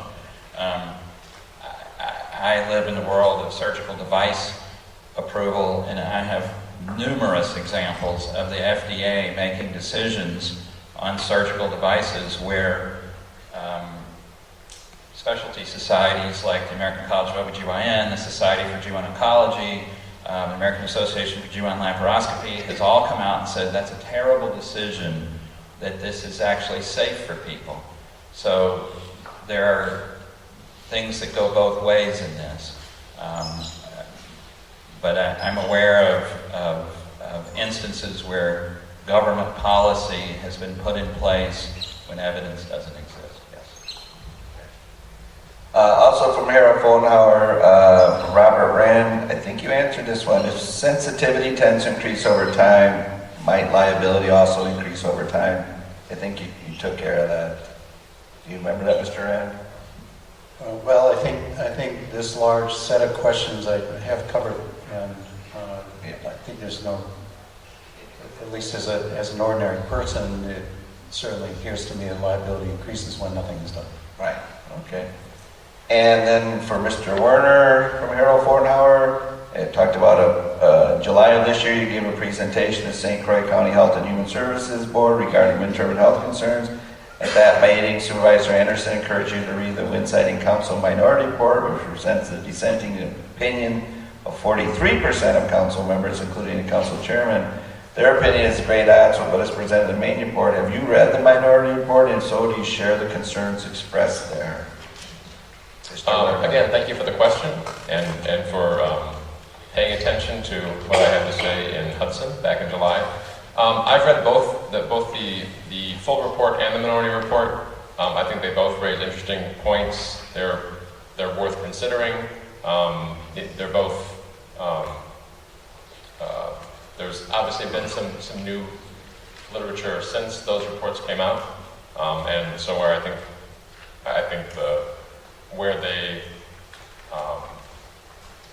where they differ from the published literature, especially newer literature, we would look to the the published literature as our primary and definitive guidance. Question from Harold Fonard for Robert Ryan. Wind proponents often make the claim that what you can't hear can't hurt you, and that unless infrasound or low frequency noise can be heard, it cannot hurt you. Do you want to explain more how your findings at Cape Bridgewater demonstrate these statements are not true? The study in Cape Bridgewater, that was in Australia, was conducted by Stephen Cooper, and he had a remarkable situation where the turbines went down for a period of days, and so he got turbine on operation and then nothing, and then turbine on again. And the data, there's a lot of data in that report, but to be very quick about this, there are certain data that do demonstrate that people are affected even though they cannot hear the turbines. And then a question from Harold Fonard for Mark Werner and Dr. McCunney. The Shirley Wind turbines are 2.5 megawatts, 492 feet tall, setback distance is 1,000 feet, and the noise limit day and night is 50 decibels at their homes. Have you ever lived near a utility scale wind turbine? And if so, for how long, at what distance? How many and what size in megawatts were the wind turbines? And what was the day and night noise level limited to at the homes by the noise regulations at that location? So, Mr. Werner, have you ever lived near such? No. Dr. McCunney, have you ever lived near such? Yes, I've lived near a wind turbine about a mile away from the home for about 10 or 12 years, and there haven't been any reports of health problems as far as I'm aware. Okay. Mr. Crawford, James Crawford, our Vice Chair of Board of Health, has a question for Dr. Coussons. You are an obstetrician and a pilot, so how are you qualified to claim that you have 6 patients with wind turbine syndrome, a very vague condition?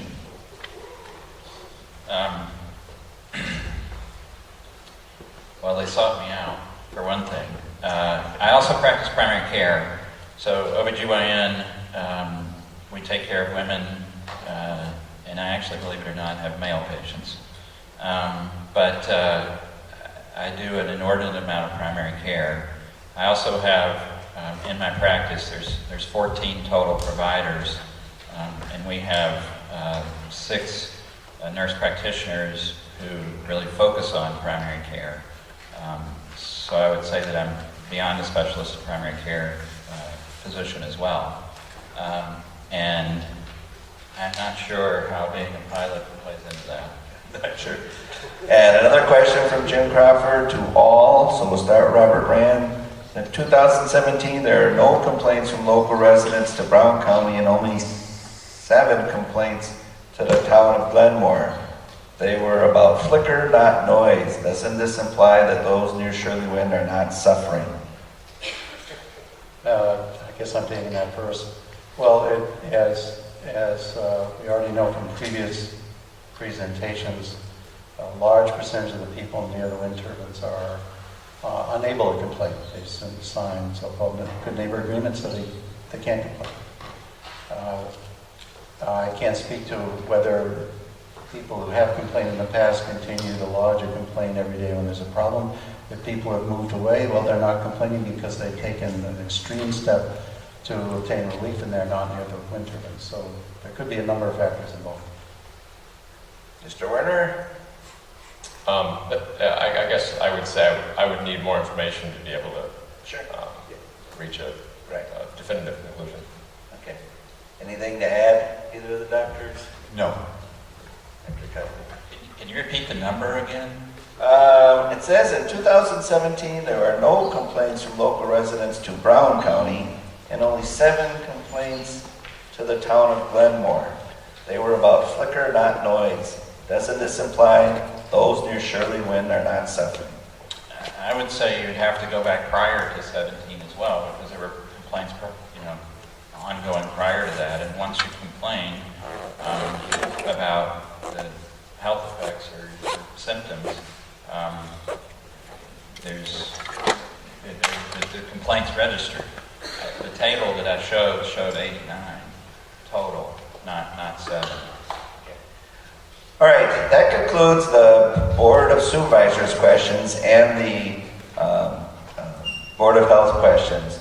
I have a number of other questions from the audience members and such, but I would like to take like just a 3-minute, 4-minute break. Anybody has to go to the restroom, and I got to organize the questions. And then we're going to set a time to finish. But thank you.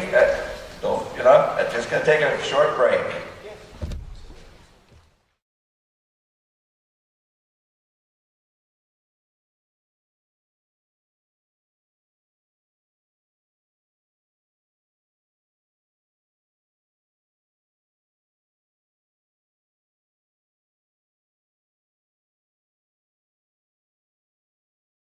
To them all. My plan is this, and out of respect, these people are from places they gotta go. I'm gonna finish around 10:05, whatever, the last question around 10 or so. Those questions that I don't get addressed, I will email and get the answers, and we'll publish these on the Board of Health site when we get the answers and such. What I do want to ask, though, is that the demeanor and the behavior of the crowd has been excellent. I gotta congratulate you. Because this is a tough issue. This is personal. And whenever you get that personal, emotions, they just play a role. And I appreciate the people that came tonight too, because as I said to the news and as I say to you, I think this is the first time you guys have been on the floor together? The four of you?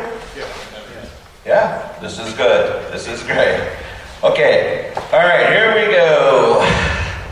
I actually got a question from my health director.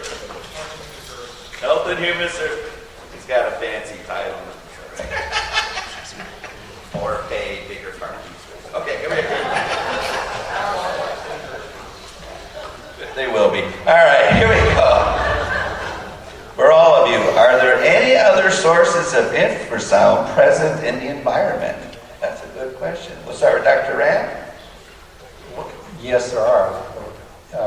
Sources of barometric pressure oscillations are very rare. Periodic, repeating barometric pressure oscillations. I had a slide I presented,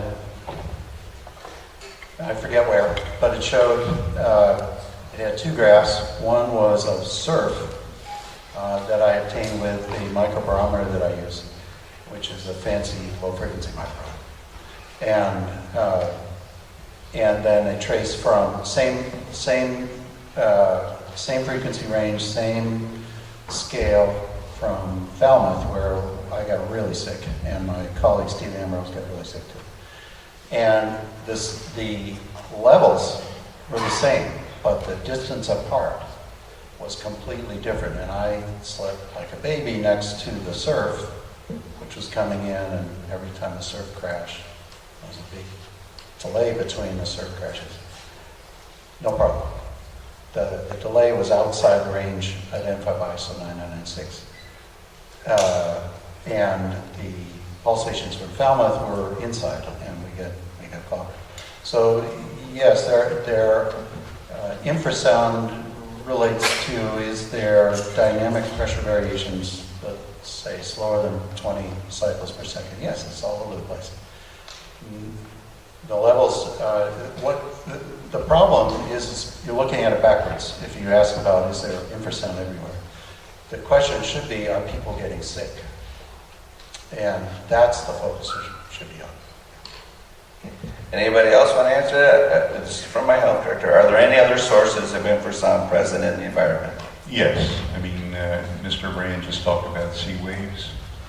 One of the most common sources of infrasound in the environment is wind.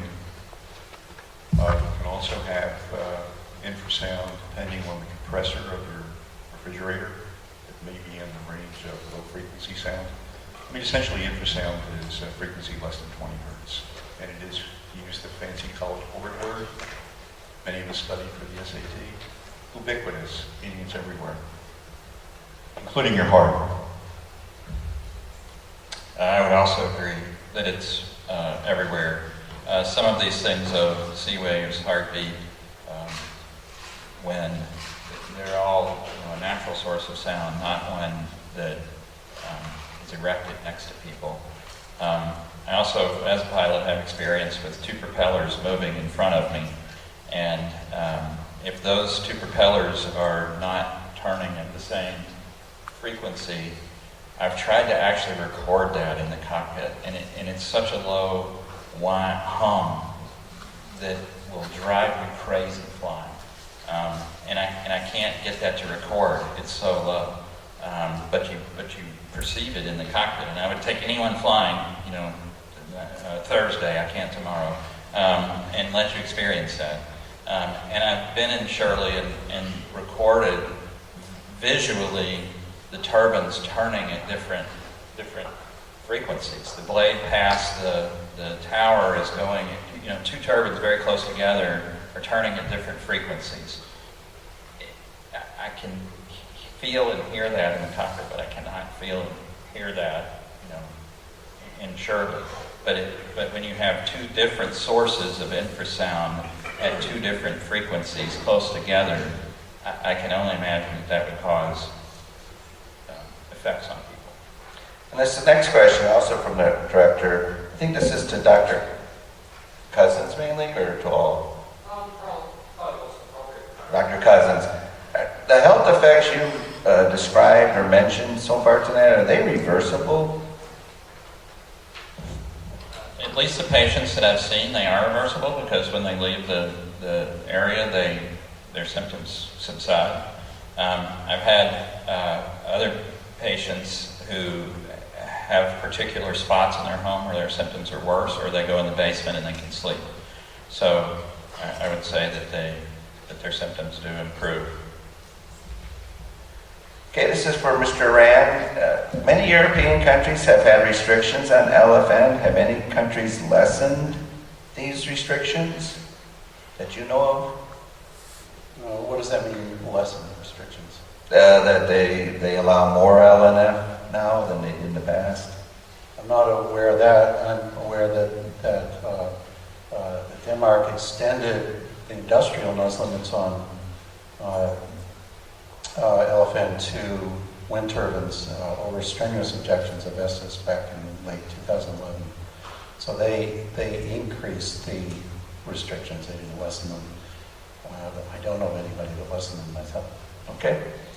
This is for Dr. McCunny. Many studies refer to infrasound, but only did measurements down to 16 megahertz. Is this the case with the Health Canada study?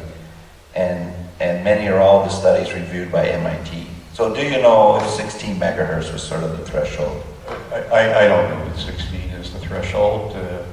Frankly, the infrasound measurements were conducted certainly in the Health Canada study, as I indicated earlier, and many of the other studies that we described in the MIT study.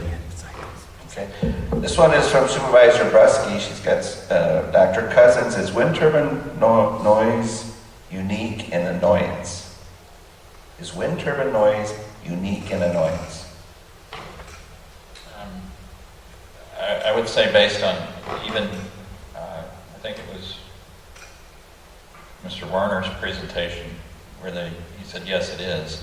I don't have any personal experience to say that, but I would say that the noise, if I have lived in the country out there, and if it is quiet and 25 decibel ambient noise, any noise that gets up in the 50 plus range, or above 40, would be more annoying. I don't know that it's unique personally. I don't have that personal experience from patients, but I would say that Mr. Werner kind of verified that in his presentation, that the studies show that there must be something unique about it. I think I'm going to combine a lot of the questions that I got here and sort of put it down now these last few minutes with us. Does distance from a wind, I want all four of you to answer this, does distance from a wind turbine factor into potential health effects? Does the distance a person lives from a wind turbine, is that a factor in possible health effects? I would say yes. Sound deteriorates over distance, and depending on unique topography,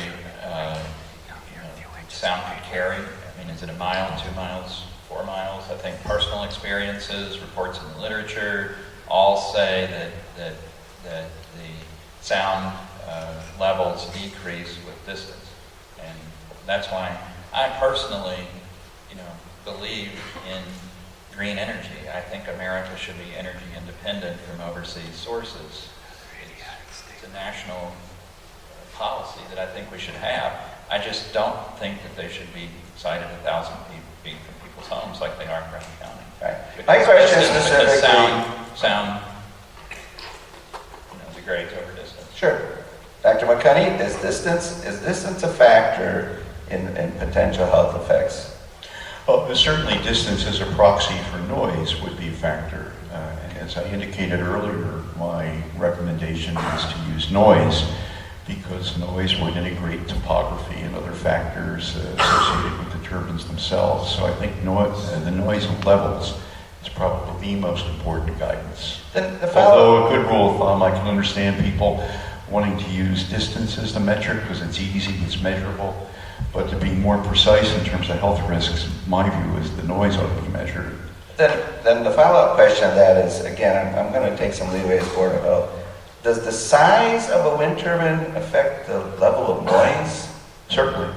Also, the bigger the wind turbine megahertz, the more noise? In very general, with some variations, of course. I mean, the more energy that's generated, you would expect more noise. Now, granted, the technology is changing rapidly from what little I know about the technology of these turbines, but it may be, it wouldn't be crazy to think that sometimes larger turbines generate less noise because of the technology and the control measures that are built into it. I'm not here really able to answer that question, but by and large, I recommend the noise levels. Okay. Mr. Werner, your thoughts? The two questions. Does distance from the wind turbine, is that potentially on the health effects? Is that a factor? Certainly, noise attenuates over distance. So, yes. All right. And Mr. Rand, you would agree with that? Absolutely. Okay. Then the next question I'm going to follow up, because we agree on that. The next question is, it seems that there hasn't been, is there any other wind turbines, I know I asked this at the beginning, is there any wind turbines this big, this close to people? Is a question that we're going to have to find the answer to. Do you understand that? It's just a concern of ours, okay? So that's important. The next question is, you guys are all talking... Hard scrabble. That's New York. Huh? Hard scrabble, New York. Yeah, it's in a lawsuit. Oh, go ahead, say that louder and more clear. Hard scrabble, New York has turbines equal to or greater than this size, and they've been in a protracted lawsuit. Are they this close to people? Yes. Okay, that's interesting. The next question then is the idea that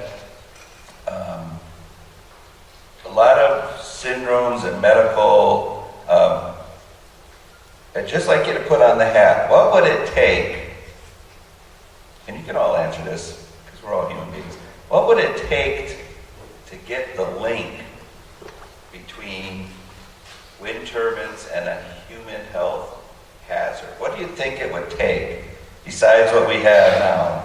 What would it take for society, America, the world to figure out there is or there isn't? I'm going to start with Mr. Rand. What do you think it's going to take? And then we'll work our way back. I can respond in the context within which I work, which is that people can gain a visceral understanding of the issue by staying in an affected home. On that level, individual people can come to understand what other people have been talking about. I'm not an epidemiologist, so I don't think along those lines. And I'm not a medical doctor, so I don't think along those lines. What I think along the lines I think along of is direct experience, which is what I've had. Mr. Werner, what would it take for the state of Wisconsin to conclude or cause concern? That's a hard question to answer. I think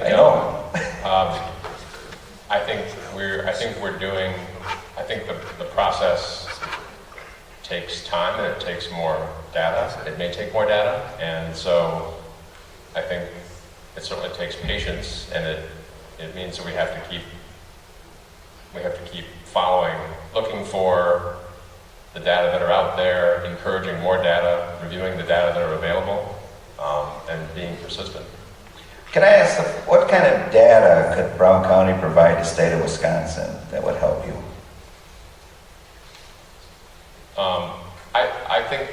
I think we're getting the information that Brown County has. Thank you. Dr. McCunney? I've had a fair amount of experience with the International Agency for Research on Cancer, which is part of the World Health Organization. And we often refer to this agency as IARC. And IARC has a program, or at least a guidance, to how to interpret the scientific literature to determine whether a substance causes cancer in workers, primarily in occupational groups. And as I indicated earlier in my presentation, there's a number of different studies that can be done, but two of which have yet to be done, frankly, in the context of wind turbines. So here's what I would recommend. One, a pre and post study, where you survey residents prior to the implementation of a wind turbine farm. You survey them thereafter. And a lot of studies in industry, then you have periodic evaluations over time to help answer the question posed to Dr. Coussons, which is whether these symptoms are permanent. This has been done when you follow people like who worked at the World Trade Center and so forth. They're called longitudinal studies, where you study people over time. So the first thing that I would do, I don't think we need to reanalyze any more data. You know, in all modesty, we put a fair amount of effort into doing that, at least up until 2014. But I think there's opportunity to do different types of studies. And any good occupational or environmental medicine study incorporates two fundamental variables. That is, one, the exposure of interest. And we've heard a lot of comments here about noise engineers and acousticians, and their contributions are very important to understanding exposure. And then you have health effects that you can assess. And I would do that pre and post. That'd be one approach. Another approach is, why is it that it's a small percentage of people that are seriously affected? I mean, we talked about people leaving their homes. We talked about people who are very engaged in this issue. Why is that? In certain types of epidemiology studies, you can do what's called a nested case control study. For example, if I were studying risks of lung cancer in a certain industry, name it, titanium dioxide, silica, whatever, and I uncover lung cancer, it seems to be a little higher in the work group than it is in the general population. Then you can study those cases more carefully, what's called a nested case control study. You vigorously study those cases. Why did they get cancer, and why didn't the other workers get cancer? So I could see some potential value in trying to understand the people who feel adversely affected by living near wind turbines, to exhaustively study why and what the implications are. And frankly, in all due respect, you know, this also has to be done as part of the process. And I mean no disrespect in saying this, but sometimes when we go to a physician and we feel that we have strong reasons for why we feel a certain way, it's very difficult for the physician to say, is that really true? Let me give you some examples. One patient told me she was having headaches, and she immediately thought it may have been dehydration, or it may have been not taking the right medication. She was learned later to have estrogen deficiency, and when the estrogen deficiency was taken care of, the headaches went away. Now, there are other examples that I could bring from my own practice, but the point I'm trying to make is it would be helpful to exhaustively search in some of these cases to make sure it is indeed the wind turbines. Now, my role as an occupational physician, I think it's very important from the worker. I want to know what the worker is experiencing, because often what the worker tells me is different than what I'm hearing from management.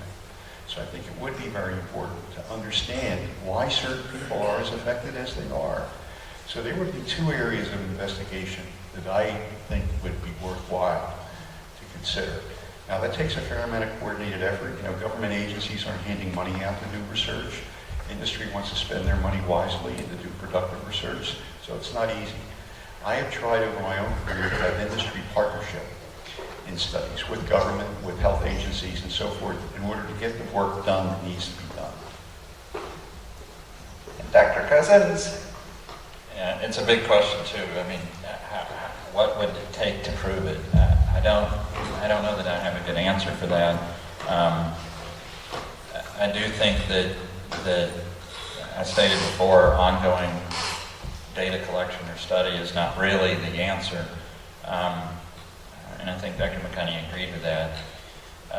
And I think Mr. Werner, or Dr. Werner said that the state wasn't going to fund that. So I think we can sort of close the book on that, at least right now. The information that we have says that there are not a small number of affected people in Shirley. It's a larger number of affected people.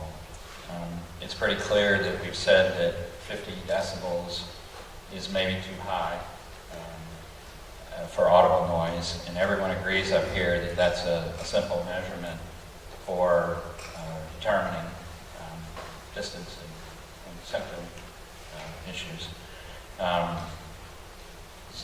I think that removing or preventing people from sharing their symptoms and complaining, I think the state or county could do things to remove those clauses from the contracts. It would be beneficial so that we can actually hear from people pre and post. They can describe their experiences pre and post. Those would be types of things that would help to give us, more definitive information. But I think we have enough right now in Shirley to make some decisions. Well, you led to the next question. We hear a lot about the decibels and the readings. I'm going to ask this to Mr. Werner. Does the state PSC, I know you're not the PSC, if we find measurements over 50, is that a issue that becomes a state matter or a county matter? That's a tough question. How does the question relate to the Public Service Commission? I don't think Did they set the agreement with the town of Glenmore that 50 decibels was allowed, or who set that? Must have come from the wind sighting rules. I'm not sure when, if this was before the wind sighting rules or after. Okay, you don't know, that's fine. I think, I was asking the question because I was trying to follow up what Dr. Coussons said in the sense of, now we have enough data, we don't have enough money for a study, what can Brown County do? And I guess all we've got is those siting regulations and decibel rules that maybe we can do something about. Otherwise, besides the long-term study Dr. McConaughey was talking about. I don't know if there are, I'm not that familiar with local ordinances local ordinances on environmental noise to know if there are specific triggers for that are quantitative triggers for at which a local ordinance states that action can be taken if it's because it's interfering with either daytime or nighttime activities. Okay. So I would probably, there may be ordinances like that have quantitative values in them, but I'm not sure if there are or not. All right. Then I did get a question about explaining sick building syndrome and explain why industrial wind does not fit into that category. Dr. McConaughey, you can explain sick building syndrome?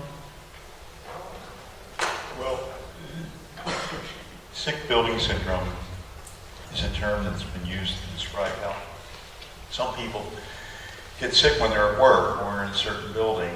And I've had a fair amount of experience investigating these types of cases in my career, and I've seen everything from formaldehyde to mold to all sorts of agents that have been capable of making the building less comfortable than it ought to be, and frankly, sometimes actually being a health risk. In my experience, most of the time, the explanation for sick building syndrome is insufficient fresh air. Engineers have designed guidelines for how many what they call room air changes per hour ought to be in an indoor space in order to prevent comfort. So oftentimes, I hate to say this, but some building managers are given incentives to control costs of energy, whether that's heating air or cooling air. one of the easiest way to control cost for handling a building is to limit the amount of fresh air. You only have to heat it once, and you don't have to worry about it. It stays in the building. You only have to cool it once.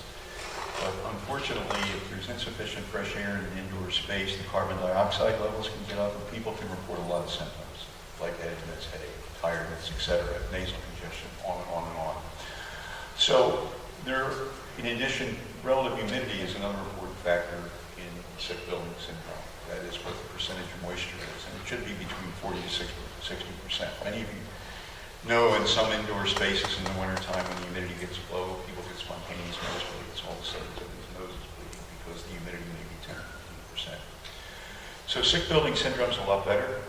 A lot less of a risk than it has been historically, but it can still occur. Now, I don't know what it has to do with wind turbines, but sick building syndrome is another matter. I think what they're asking, go ahead. Yeah, sick building syndrome, I think it was 1956 or 1959, was identified because of the fan and the noise from the fan in France. And so, since an industrial wind turbine is essentially a giant fan, wouldn't there be a correlation between the two? Because that one was not related to ventilation, it was the infrasound, it was the noise from the fan in the factory in France that was making people sick. Biometry says the same symptoms as people experiencing with wind turbines. So why would this be somehow, why should we believe this is different? Let me make sure I understand your question. Right, sick building syndrome was a term coined when there was a building in France, a manufacturing facility, where people were getting sick. And so when they determined that the cause of the sickness was coming from noise through a fan on the second floor that was ventilating, and it was the noise from the fan, but it wasn't noise from the air, it was infrasound. So, So wind turbines create infrasound that it's noise you can't hear, and people are expressing, their bodies are expressing the same symptoms that were expressed in the 1950s when this was discovered in France. How are they different other than the size of the turbine? well, I don't know. I don't know. Having answered your question off the top of my head, what I would like to do is take a look at that earlier article, clearly to see what kind of parallels there were. As you've indicated, it's not only the noise that can be measured, but also heard as well as measured. Sometimes because it's measured, it can't, vice versa. Just because it can't be heard doesn't mean it can't be measured, obviously. So I'd like to look at that. I'd like to look at the proximity, what other factors were involved. But, it's an interesting question. I'll take a look at it at another time, but I don't think I'm prepared to answer it now. Okay, a lot of the questions I'm kind of combining because they're pretty much the same question. And this is the simple one, and it's all for all four of you. What can the Brown County Board of Health or the Brown County supervisors say to people about the adverse health effects they're experiencing right now? What can we say to them based on your knowledge, your expertise, your background? You guys have a tremendous amount. We're just the local politicians and chairman looking at an issue where it's talked about. Can you give us any guidance? Can you give us any input? Can you tell us anything that would be informative? Because that is really the key, okay? And I'll let Dr. McCunney start since he wants. Sure. I mean, first and foremost, anybody here elsewhere that has symptoms, regardless of the cause, that any symptoms that are troubling you, seek out a medical evaluation. I think that's very important. That would be the first bit of advice. If you're having symptoms and you don't quite feel right, I'm sure Wisconsin has excellent physicians like Dr. Coussons here to my left that can help you sort that out. My big concern is to make sure that we're not too quick to judge the cause of a problem until the problem is thoroughly evaluated. That would be my one bit of advice. I've encountered people in my experience with noise and health and noise and wind turbines who think the wind turbine is causing the problem.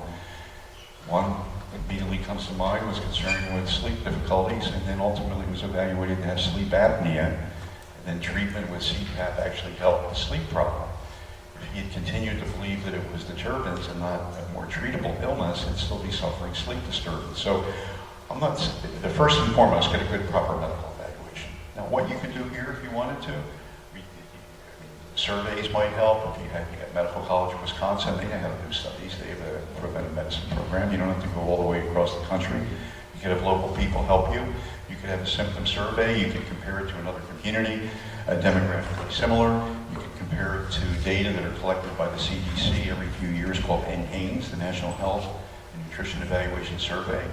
There are undertakings that could be pursued. Mr. Orner, did you have something? The question is, what can the Board of Health And the Brown County Board of Supervisors do? This is a joint meeting of our two committees. What can we do to address the concerns of our constituents? Do you have any guidance or advice that help us? well, I think making sure that that folks have a forum like this where they can where they can ask questions and get answers to them. I think that makes a difference. In terms of how the local health system works, I think there are lots of things that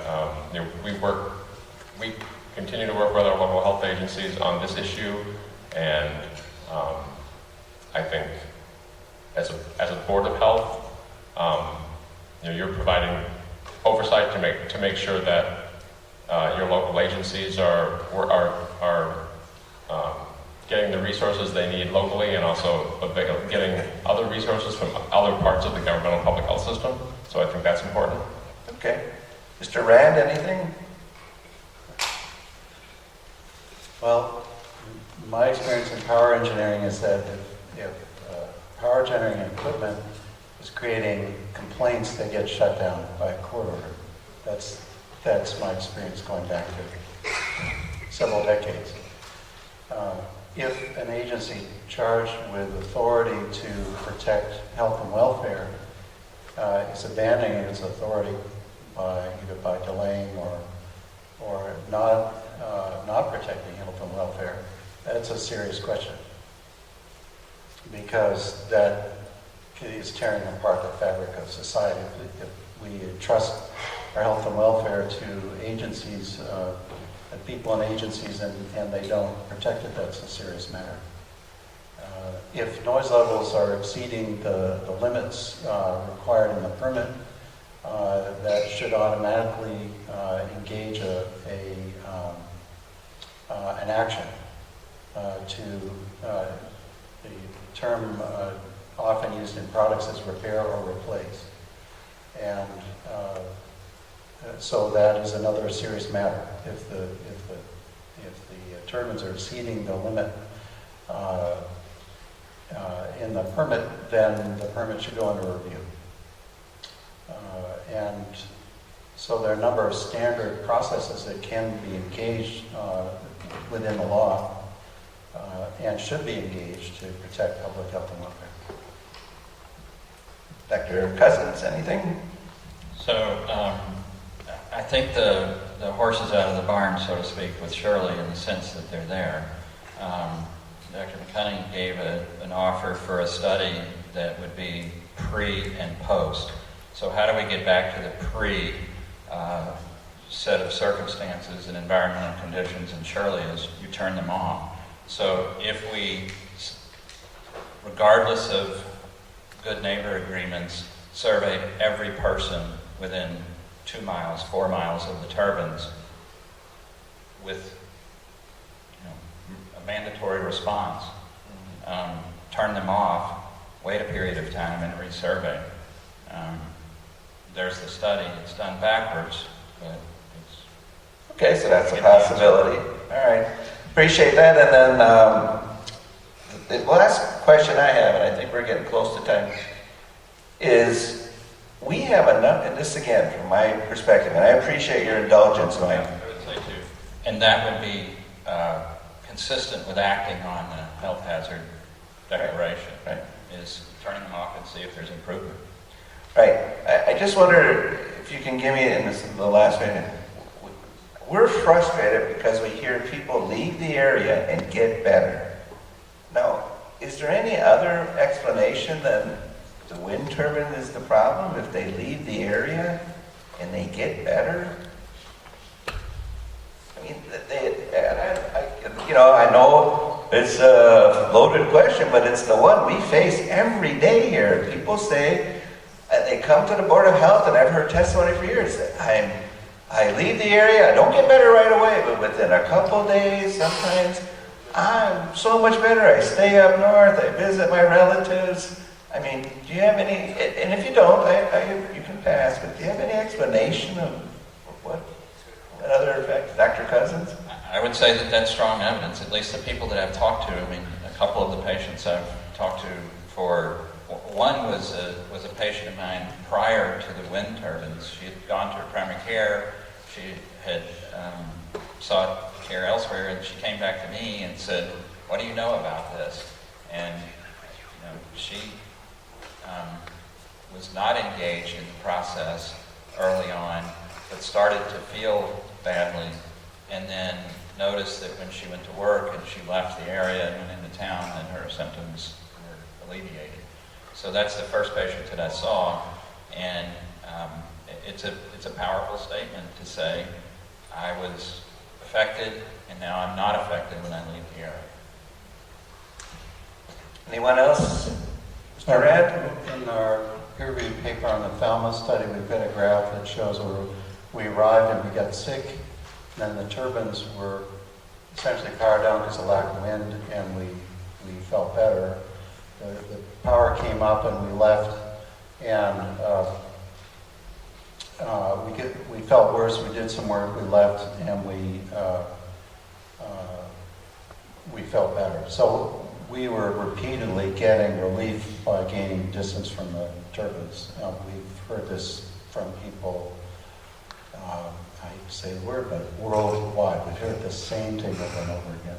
And as a kind of a pragmatic noise consultant, I will refer to Occam's razor, which is the simplest explanation is usually the right one. And the explanation here is that proximity results in affect, and we have that confirmed repeatedly over and over and over by people, including the people here at Shirley. Anyone else? Mr. Werner? Mr. Werner? I guess my only comment would be that it would require careful documentation. Okay, and that's something the Board of Health could do, maybe. That documentation. That would help the state of Wisconsin? I think when we're, I think we just need to, we do get community neighborhoods or folks where they sort of send data to us, and it's hard to interpret it. We've had a cancer cluster investigation where it seemed like individual cases, people were talking to neighbors about cancer incidents, and the same cancers may have been reported 3 or 4 times just because they were coming from different, they had 3 neighbors, all of whom reported the same individual. So I think I think the trick would, it would be important to make sure that it's done in the proper way. That the data are collected in a way that makes them, that retains their validity and makes them useful. That gives the Board of Health some direction. We want to do it the right way. In fact, everything you guys have said have been very informational for not only the Board of Health, but the Brown County supervisors. And I would ask the audience, please give these 4 gentlemen a round of applause for coming tonight.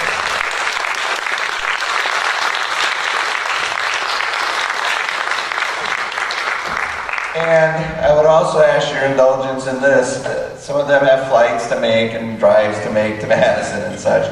Mr. James, though, did offer to answer questions afterwards. I'm going to stick around. I don't know about any of the other Brown County members, but please note that I appreciate you committing the time and the energy to get here. I hope you share this information. This is a deep concern for Brown County and our residents, and although I represent Howard and Hobart, I represent all the citizens of Brown County when I say we're trying to find the best solutions to our constituents' concerns. We always are. And I know Senator Lassay's office has been here, and his representative, he'll be here. He's been an ally of your situation. With that, I'm going to ask for Aaron Coyer to make a motion to adjourn, Supervisor Lyson to second that motion. All those in favor say aye. Aye. We are adjourned. Thank you very much.